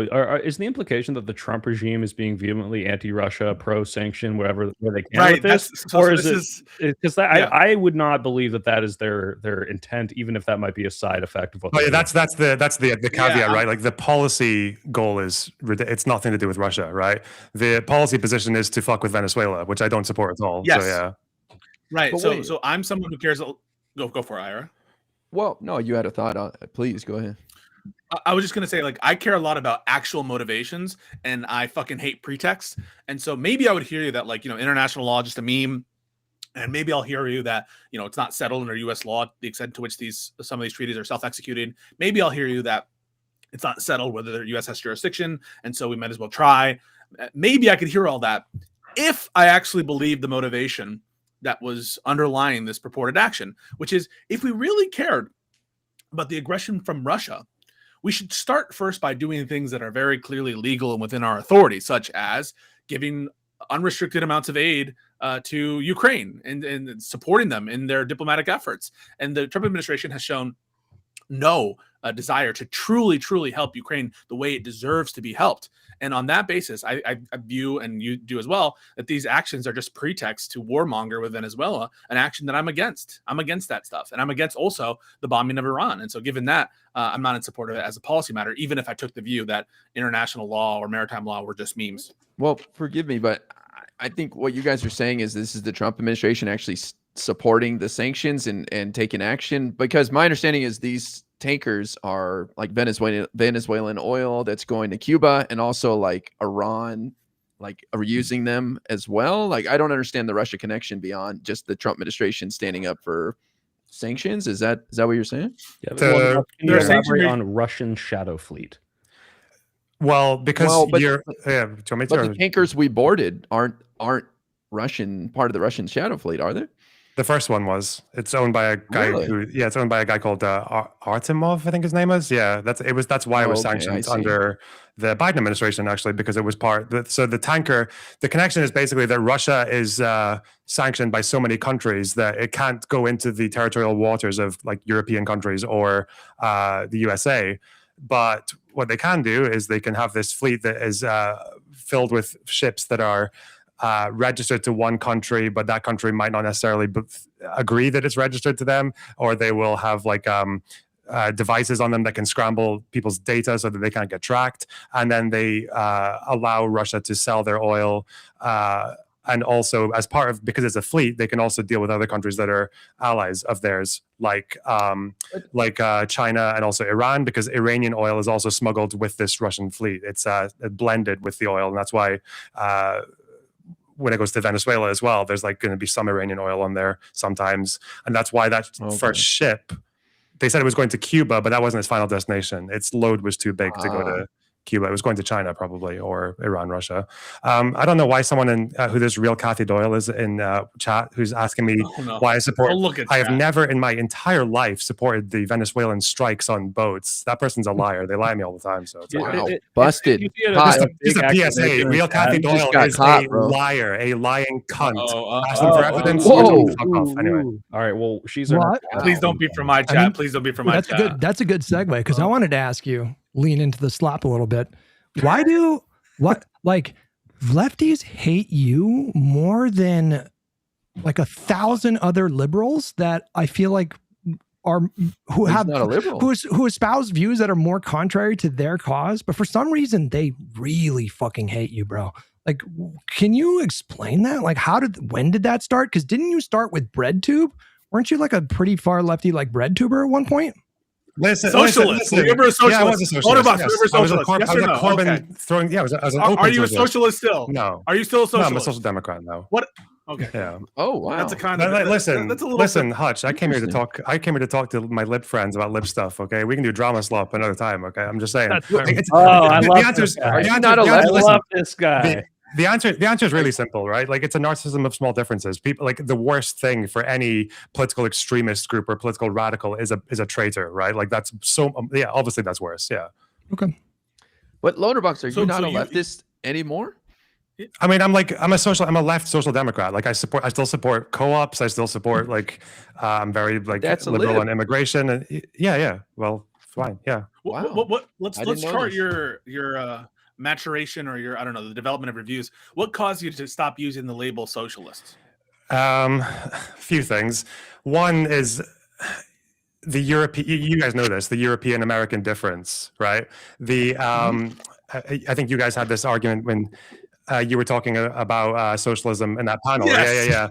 And you were oddly quiet. LonerBox. There isn't that distinction. I reacted to the whole thing. I wasn't on that panel. I was watching it. Of course I was quiet. I was on the panel. Disinformation from... No. But what I'm saying is, there is this notion of a socialist policy platform that members of the Labor Party were advertising as explicitly socialist. Yeah. And so when the Econo Boy was saying all that stuff, it was true. And you had people like Counterpoint saying, no, communism, socialism only means one thing, and it only means what we say. That's the only thing that's socialism. And I would defend you if you were to call yourself a socialist in the tradition of the UK. Yeah, that's because in Europe we define these words differently. Like Clement Attlee is a really good example, right? Because he pushed the welfare state and all these very, very obviously liberal compatible policies, right? Because the UK didn't turn into a socialist country. I think the thing people miss there is that we've usually had, like, at least in the 20th century, we would have a socialist party like Labour, mostly funded by unions, as well as by like half and half unions and other donors.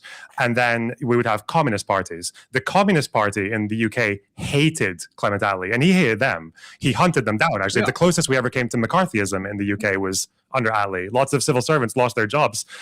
Most of them were innocent because they were accused of Soviet sympathies or being communists. So that's the difference. In Europe, we have loads of socialist parties, but they're not socialist in the sense that they want to abolish capitalism. They're socialist in the sense that they are influenced by the ideas of Karl Marx and the reformism of, I forget the guy, Bernstein, I think it is. They're social democrats. Yeah, they believe in tax and spend, like tax welfare spending. It's like the same in Germany. They've got the SPD, the Social Democratic Party, and then they've got Die Linke, which is like the actual communist, and that's just, that distinction doesn't exist here. People are a little too brain rotted for it. It does exist. It's just that, like in America, people who are social democrats call themselves socialists, but people are, or just American socialists are kind of confused because they're always both. Right? They're revolutionaries, but then they're also, honey, I just want healthcare. So yeah, yeah. You can find modern polls recently where it's like, it'll say that 40% of Americans or whatever think that the country needs more socialism, but what 99% of those people mean is like, government provided healthcare, stronger, more robust social safety nets. Yeah. Programs. Well, Mamdani identifies as a democratic socialist. So would you say he's further left than you? Probably for other reasons, but yeah, I guess my understanding is that the difference between a social democrat and a democratic socialist is that social democrats want welfare and some things to be nationalized and higher taxes, and democratic socialists kind of want the same thing but more, and also with a further goal of moving beyond capitalism completely. I think is the idea. There's more of a first principle there of decommodifying and ending the relation between labor and capital. So I'd imagine that's the difference. That seems to be. Yeah, they're usually farther. Yeah. And I don't know, you guys tell me, but have the DSA always been this explicitly Marxist, or have they become more explicitly Marxist in recent years? Because I feel like the DSA that's around now is a little bit different than the DSA that kind of emerged in 2016 in the wake of all the Bernie stuff. Because when you look at, the more prominent kind of chapters of DSA, if you watch their conventions, I mean, they are like pretty explicitly Marxist, like across the board. I can't say. Wait, I'm so sorry to derail. Why is someone saying that I'm not a Mamdanite, but a Maronite, hence my views on Islam? Isn't that just... Wait, what? I like Am I racist just because I'm a Maronite? Really What's going on here? What's this Orientalist fucking... Wait, who said it? Who said it? Someone said that I'm a Maronite, hence my views on Islam. We all know. Who said it? We all know whose chat this is coming from. That's racism. Wait a second. Tell me the name. We'll get the name. I missed it. It's gone past. The chat's on fire. Who did it? Everyone snitches will get benefits. You'll get a wrench if you snitch. This is apeful creep. You're under the hot seat right now. LonerBox is calling you out specifically. What the fuck is a Maronite? What is that? It's a Lebanese Christian. They're like Catholics. They love the French. Yeah, they're weird. But that's me. If we find the person, if it's in my chat, who made a racist comment because of his, or I don't know, a religious discriminatory comment, you're gonna get banned. All right. So whoever said that, Loner, what are your views regarding Islam? I'm an atheist, so probably the same view that I have on Christianity and Judaism. Let's talk a little bit about good aesthetics, though. Good aesthetics. Let's talk a little bit about like the perception of American politics, where in your neck of the woods. Obviously, when Trump won, there were concerns or fears that he had established these kind of permanent demographic realignments and sort of remade this brand new coalition that the Democrats would have a hard time contending with in the future. That has just utterly collapsed in the last year. But is that recognized in England? Do you guys still view as Trump as particularly strong politically, or what's the perception over there? Well, first of all, I wouldn't know about England because I'm Scottish. The Trump. I didn't say England. I said your neck of the woods. You said England. You said England. Rewind the VOD. Rewind the VOD right now. Stop. No. Yeah. Fucking. I don't know. Yeah. Trump is. I feel like Trump can only ever have so much influence on the UK, and I have a kind of like very subjective opinion on why, but I don't really. It's really hard to tell. Probably not. Like the failure, like MAGA being in the problem that they're in now, is probably not going to save us all that much, because Reform they've never been in power. They're always going to be the fresh thing on the menu, right? Like so. I don't know if it's going to affect them all that much. Farage has been quite clever at avoiding the Trumpisms that would get him into too much trouble. In the UK, support for Brexit in the UK was almost like a reflection of the right wing rise in America, though. I know yes, I think that was 100%. Well, I think to build on what Hutch is saying is like, has the attitude about Trump changed? Like, is it the end of the world, or are people like, okay, that's not working out for Trump, he's getting owned in special elections? Like, what's the vibes? It's hard to say, because I don't actually know how easily I can follow UK opinions on Trump. I don't know how often he comes up. Do you American politics a lot in your day to day, or do you focus mostly on your own internal? We talk about it in day to day, but like on our political shows are things like what do you call it? Like on BBC Question Time and things like that. The US politics generally it's only ever spoken about quite broadly, I think. Obviously, when Trump won, that was a whole big thing in the UK, because it emboldened a lot of people that obviously are now. Wait, it's not my chat. This guy's not in my chat. Yeah, you got your apology, Loner. Don't worry. Just say no. Got him. You motherfuckers, gaslighting. Whose fucking chat This is guy's it not then? in my Can't chat. be IRI. So Maybe- I maybe I was trying I to, was in I my was trying to chat. police. I was My just chat. like, that's a strange thing to see in a chat. Anyway, yeah. So basically, you guys are the Don Draper meme. You're like, I don't really think about you at all. Oh, I mean, people do, but I just don't know how much how much it shows in our regular like political like broadcasting. Because I mean, it's also just because I don't watch as much of like I used to watch a lot of like BBC Question Time and like breakfast politics and stuff like that, but I've kind of strayed away from that a lot more recently, mostly just because living in Scotland, so much of what happens in UK politics, you have so little agency over it. Maybe that will change given how much more diversity there's going to be in the next election. But yeah, for now, it's very your personal thoughts. My Like, personal he's thoughts. dementia Don, and he's falling apart, and he's not a threat. Yeah, or my personal thoughts is that it's absolute chaos. Yeah, it's total chaos. Yeah, like it's especially hard, I think, because I don't know. I think if Trump was maybe more of a concrete like ideological fascist, I mean, he is a fascist, but to be clear, but if he was more like he followed like all the rules of like what a fascist does, rather than flip-flopping between some of these like slightly more neocon hawkish positions and then the other populist fascists. I think because he's like that, and because the ideology of MAGA is much more the ideology of Trump than anything else, I think once he's gone, replacing him is going to be very, very hard. Because okay, LonerBox, let's get the brass tacks. Do you support Trump's Israel policy? His Israel policy, no. Why not? Well, because he allowed Israel to block aid for what was it, 3 months? So you're a Candace Owens fan at this point. Yeah, if it's Trump or Candace, that's a hard one. Okay, because I do like B2 bombers. You know, they look cool. Can I ask, in terms of international policy, it does seem like that is a focus of your streams, and that you take the time to try to like get into the weeds there. From the perspective of UK or from your perspective personally, what about Trump's foreign policy do you find good? And do you think that Democrats should embrace, if anything? What about it do I find? Nothing. Trump has no vision. He has absolutely no vision. No. I'm trying to think. I mean, the Iran strike were just kind of an unequivocal dub for Trump, right? Like they. Well, I think the Iran strikes, like maybe, but again, I think with Trump, the only way that the Iran strikes work is if you're willing to do it when they try to rebuild and do the same thing again, which I think Trump, he might do, or he might not, because it won't be interested anymore. So I don't really know what the point is in try to do it again. It was well, Israel's going to ask him when they're at Mar-a-Lago next week, aren't they? Right. Would you support that? Would you support additional strikes against Iran and maybe war? It would depend on what Iran's doing. If they're doing the same thing as last time, yes. Oh shit.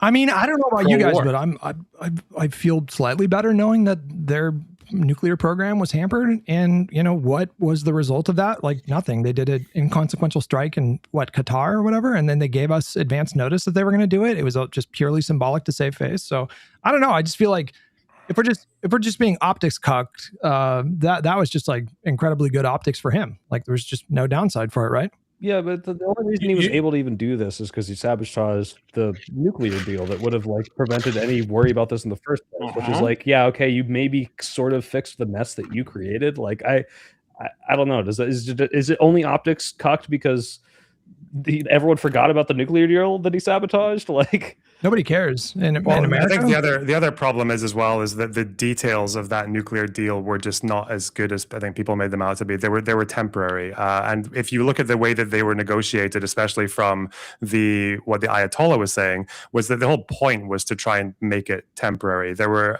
I can go into I don't remember the details from that long ago, but if you looked at what the Ayatollah wanted, the point of the nuclear deal was basically to stall Iran's nuclear policy, and especially with what the Ayatollah wanted was a lot of these whatever they're called. Are they called snapbacks or something, like the way that the sanctions worked in terms of responding to violations? Yeah, Trump could have negotiated something else. He could have negotiated something else. Yeah, but the problem is that he could have extended it indefinitely. And I just think that we should be more principled with respect to, I don't know, Congress being the body that's supposed to declare war. They call it the 12-day war. This was engaging in war with another country. To be clear, I don't. given the way that the Ayatollah was approaching the first JCPOA, I think it's probably unlikely that they would have been able to extend it indefinitely. It seemed that what Iran wanted was to stall and to buy enough goodwill to the point that they could get into just the same status as every other country when it came to nuclear non-proliferation, whatever the UN convention is on it. But then the problem with that is that would have made it much easier for them to sneakily go ahead and try to weaponize again, because obviously that's why they've always had, but they've been treated differently, right? It's because they did try to pursue a weapons program in like 2003. So isn't the only solution therefore, LonerBox, to implement regime change in Iran, get rid of the Ayatollahs, and institute some kind of different style, pro-Western administration of that country? No, just bomb the facilities whenever they start fucking with uranium beyond any civilian use. That's What is just the drop plan to some do that every just drop 6 some months? busters in the holes like they did last time. Yeah. Get the Top Gun jets going. They'd have to do it every Oh, 6 I was months gonna at this disclose pace. I think we're, countries in Iran. eventually we're going to get an announcement. I don't know if they'd from have to Iran do it saying, every "Hey, 6 months. Like the problem is that I guess what happened, we still don't seem to know exactly how much damage was done to the first program. But also, Right. I think the regime can only tolerate that for so long. The regime in Iran is deeply unpopular, and it seems like the result of those strikes has just made it worse for them. I think there was a PBS documentary about it not that long ago where they were talking about how it's already a trend now that people are going into that especially Iranian women have started to just walk around the streets without their veils anymore, despite the fact that it's very illegal. And the Ayatollah says it's illegal all the time. And that has increased quite a bit as well, especially since the 12-day war. And that's because the regime's legitimacy and the amount of appetite in Iran to defy them is just growing. So that regime is not going to last forever, and they're definitely not going to be able to fuck around forever in the way that they do. There was a story, actually. Did you see there was a woman who took her veil off and ran through a sizzler? I did not see that one particularly, no. Yeah, that was a crazy thing. They arrested her for Yeah, that, if you believe it. She can't They serve just on the called her jury in parents. Iran anymore. Loner, what are the AI vibes in the UK, and do you personally use ChatGPT as an information aggregate? What a I might question. use ChatGPT to get a thread. I'll be like, can you just tell me something that I can look up? And then I'll look it up. Man, I've caught ChatGPT just like they make up facts. I've done this on stream. I was asking them like some stuff about the 48 war, and I was like, I got it to admit that it made it the fuck up. It was like, okay, yes, I made it the fuck up. I'm sorry, you're right to, but it's always like, oh, you're right to call that out. Or they'll quote a book with a page number, but then I go into the book and it's not on the page number. Then they'll say the edition. It's like, I'm looking at this edition and it's not there. I don't know why they do that, or like what possesses them to do that.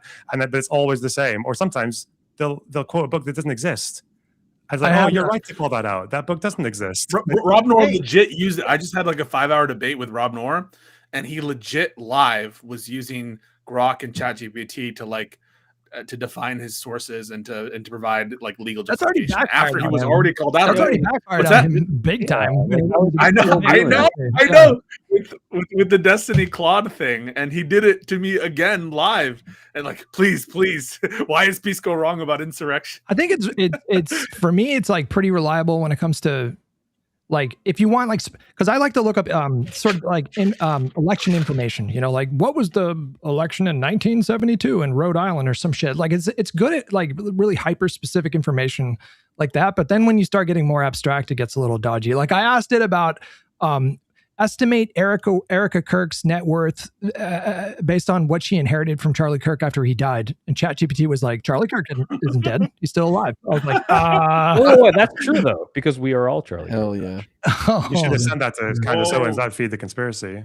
That's true. That's a good one for the conspiracy. Shit.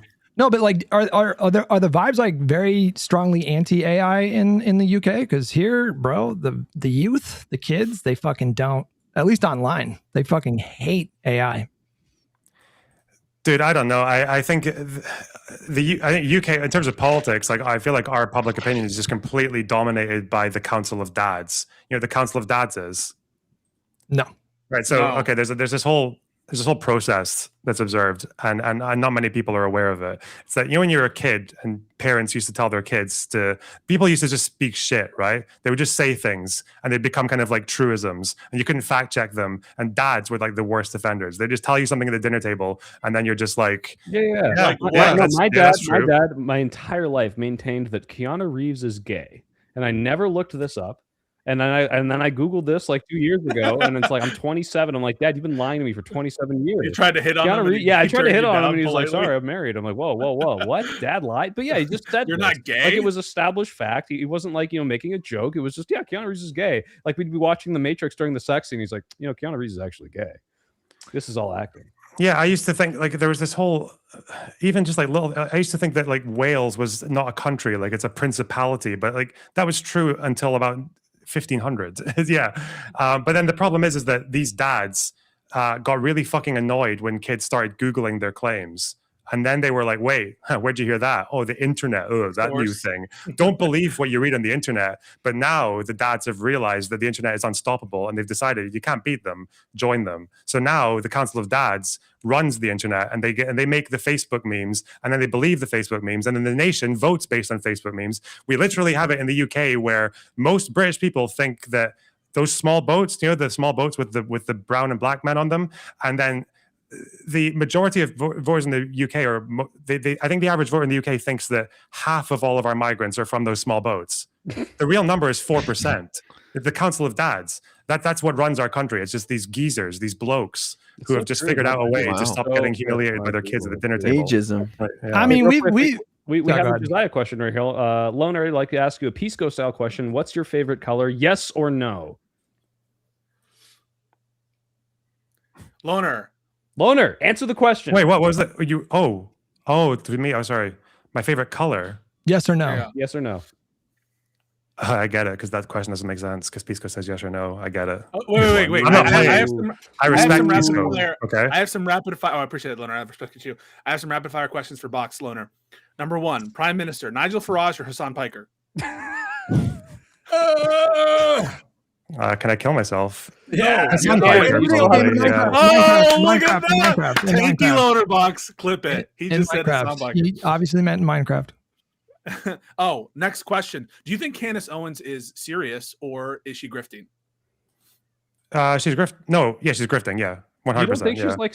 I think she's actually. No, if she was crazy, she would. Every time she's asked a question that she could answer with something defamatory, or she doesn't answer the question. She very tactically and intentionally dodges. Okay, you don't do that if you're crazy. If you genuinely believe that, yeah.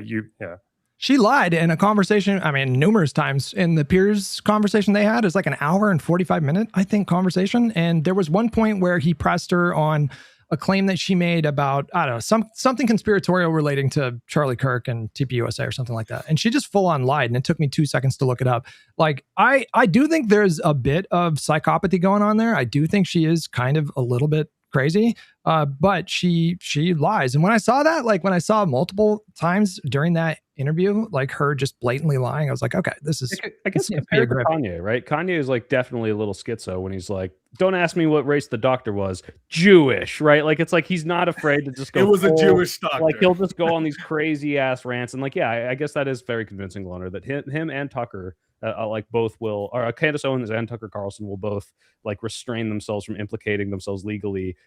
Like that's where they draw the line. It's like, oh, maybe you don't actually believe this, but at the same time, like Tucker probably believes in demons and possession, so it's a little bit of both. Well, Kanye is diagnosed crazy. Kanye is diagnosed bipolar, and he'll oftentimes just get off his medication. So you will say some crazy shit if you stay up for like 5 days or something like that. We got another question from Josiah. Loner, better speaker, Lindsay Doyle or John Burkow? Hint, Orda. I don't know.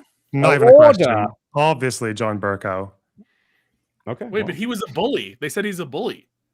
Good. Have you seen the House of Commons? Those people need to get bullied. Yeah. He's our bully. He's the nation's bully. Don't you like nice people better? Don't you like this nice Pope who just says nice ththings? Listen, there's a time and place for nice guys, okay? Do you pray to the Pope? World. This is no, do not pray to the Pope. Yeah, that doesn't make sense. Listen, the last You're South American, aren't you guys all Catholic? What the fuck? I'm a Ooh. red-blooded American. I was born in North America. Oh. No, but ethnically, yes. Everyone's Catholic there. Speaking Wait, of South wait, American, one of the groypers at Amfest was like very particular in his racism, where like his friend who was a groyper was Mexican. And I was like, you're not like fully white. And he's like, yeah, no, I'm cool with Mexicans. It's the South Americans you got to watch out for. And I'm just like, fuck you guys. I got a $10 super chat from Daz Badania. I wonder if Loner thinks there's any negotiated solution to Iran, or if their goals are too opposed to our regional allies, Saudi, Israel, Egypt, to make that possible. So it's just containment? Question mark. Again, I can maybe find you a tweet if you want to put this on your screen at some point.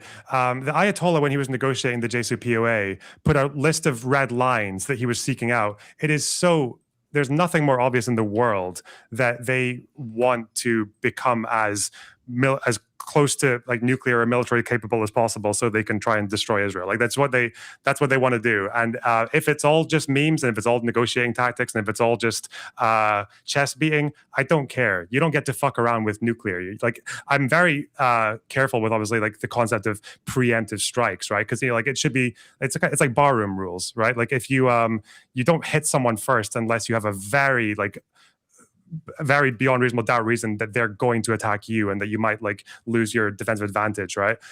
So I think the same with military, but obviously I think that the threshold changes quite a lot when the question is existential, when it comes to, and it's nuclear. So when you've got a country that wants to destroy another country, and they're What is the end game for Iran like? Is it like just like a religious death cult where they're like, yeah, as soon as we get the nuke, we don't care about the consequences post us nuking Israel, but we want to do it? Because I never really got that. Like, is that really what they do the instant they have the opportunity?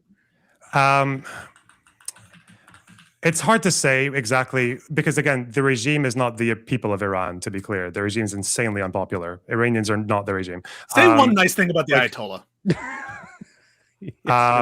Well, the first one or the current one? Current. Good memes. He shits on one of his viral tweets the other week was him shitting on some European country for women's rights. I don't know, it was very funny. And obviously he gets community noted every time he challenges like Trump or the West on women's rights. Yeah. I don't know if you want to understand like the ideology of the Iranian regime, because it's all very like ideologically top down. If you look at the first Ayatollah Khomeini, if you look at a text called it's got a few different names because it's translated, but it's the guardianship of the jurist or the guardianship of the Islamic jurist. And you can look at like from one of the opening lines in there, it basically starts with some 400 plus year conspiracy that the Jews have been trying to undermine the Islamic world and have basically weaseled their way into whichever power is dominant at the time to use their strength to destroy the Muslim world. Like that's what they believe. So when you look at it through their lens, it kind of makes sense because they believe that the Jews, especially Jews in the state, are like a cancer that is spreading and destroying the Islamic world. So and they're very open about that. Like the founding, like whatever manifesto or basic principles of the Ayatollah says it quite openly. So I think their ambitions make sense. If they can't nuke Israel, then I guess what they can do is they can do the other thing that they do, which is to fund proxies to just weaken the country through a war of like an endless war of attrition, which is what the goal of Hezbollah and Hamas and the Houthis is. Should America get involved in the Sudanese civil war? Militarily, I'd need to know a lot more about the actual fighting on the ground to make a decision there. But I mean, USAID was good, wasn't it? That was like what 80% of the emergency food kitchens in Sudan were USAID. Damn, Wait, a lot of people depended on that food. List right now. What? Are you reading? I'm asking Pisco if he's reading off a list of like things I'm going to rapidly fire throw at LonerBox. I was throwing different things at him. I wanted to get his take on a broad set of things. I wanted to make sure that we're getting his true, authentic takes. LonerBox Avatar movies, boring or good? I haven't seen them. Good. Keep it that way. I do have to skedaddle here pretty soon. Yeah, we're wrapping up here. I just any last minute questions, Pisco, that you still have? I have one last question. Yeah, LonerBox, what do you do for fun outside of streaming and politics? What's a typical day for like? Okay, I'm going to take a break from streaming. What do you do? And don't say Hollow Knight or don't say video games. Pisco, there's a big clue in his camera if you couldn't tell. Oh, You sell guitars. Yeah. No, I'm just kind of like Music. building a rapport. Do you guys know? You guys heard of the new Fender Jag? It's banging. Listen, Totally. listen, I'm married to the game. Okay. No, I play guitar. I play a lot of classical guitar, actually, like South American and Spanish stuff. I've been getting more into that recently because that used to be my job. I do a bit of music production. I always like reading. Yeah, like climbing hills. We're in Scotland. There's loads of hills. Everyone's got a hill in their garden. A chatter asked me, is LonerBox an 8 out of 8 mythic in WoW? Is that I play WoW Classic. I play real WoW. Sorry. Oh, okay. What could I do to convince you to start your streams like 4 hours before you do? So that we don't overlap as much. Because you're starting at like 2 p.m., bro. You could hit the ground running. You could start at like 9 a.m. your time. That'd be great. No, if we started at the same time, it makes us both better. You know, you have to. I don't like it. One-upmanship. I don't like it. You broke news on Collargate. Oh my God, disinformation in chat. That song is not mine. That song, Would You Still Love Me If I Was a Pedophile, is not my song. It's a cover. Credits to Mr. Girl. Do not steal on my behalf. Thank you. Sorry. I don't know if I should ask for context on that, but I'll just leave. Mr. Girl did a fucking song called Would You Still Love Me If I Was a Pedophile. I did a little silly cover of it, and now people think it's my song. It's funny. Yeah. It's an original. Poor Mr. Girl. All right. Well, thanks for tuning in to Live and Learn, everyone. LonerBox, thanks for joining us. We really appreciate it. Even though we only got half of the opinions we wanted from you because you joined late, I liked it. Where can people find you? And apparently you stream what, on British hours or some stupid thing? Yeah, it's called GMT. Whatever. Imperial hours. Cold day in hell when I recognize GMT. All right. But where can people find you? You can find me on YouTube, LonerBox, or LonerBox Live. Or on Twitter, I'm Box Loner because LonerBox was taken. Fuck that guy. Okay.